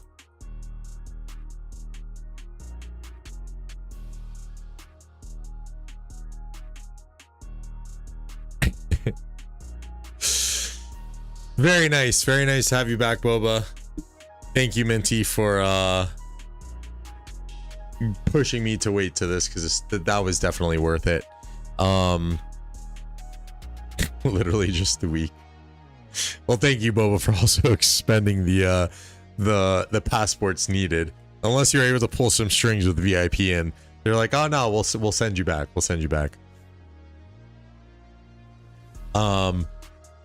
Yeah, that's really fucking awesome.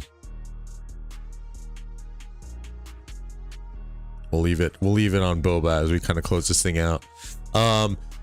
Just a few shout outs to Hunter for the $5 super chat, and then also to who else do we have? Sofrito for the $10 super chat. Shout out to Tommy for being a member for 25 months, and also shout out to Nugget for being a member for 22 months. And then lastly, huge shout out to PTI for the 10 gifted memberships. Very much appreciated. We're gonna sign off here. I might be back tomorrow, depending on what kind of account I get my hands on to help with my my old 2581 crew. So be sure to stay tuned for that. Join the Discord, hit the subscribe button if you guys have not done so, and consider hit that like button. Consider subscribing if you guys have not done so yet. Aside from streaming tomorrow, we will also be back on Sunday on the Rise of Kingdoms official channel I'll be streaming the first match with Plato, and then the second match will go over to Plato and Brian. So if you guys want a little bit more Dirty Dan action as well as Plato, be sure to tune in to the Osiris League cast. This is going to look to be like a very, very cool season with the new skills that we have. A really nice, fresh way to take an approach on the occupation game. And I mean, who else knows what's going to happen from Osiris League with all of these new skills. So, yeah, be sure to tune into that on Sunday, and then we'll see what happens in terms of next week for streams. Great to have you back, Boba, in 93. Shout out to all the new migrants in 1083. Shout out to the leadership team, to Seif, and to Minty, who looks like he may have had a hand in recruitment, but all those who had a hand in recruiting for this latest class of 1093, about 40 players or so, to kind of further solidify us. And obviously stay tuned for any updates that we get in terms of our next matchmaking setups. With that, I'm out. Have a good weekend, y'all. I might see you tomorrow. I love y'all. Thank y'all so much for the support. I'm out. Have a good one. Later. Peace.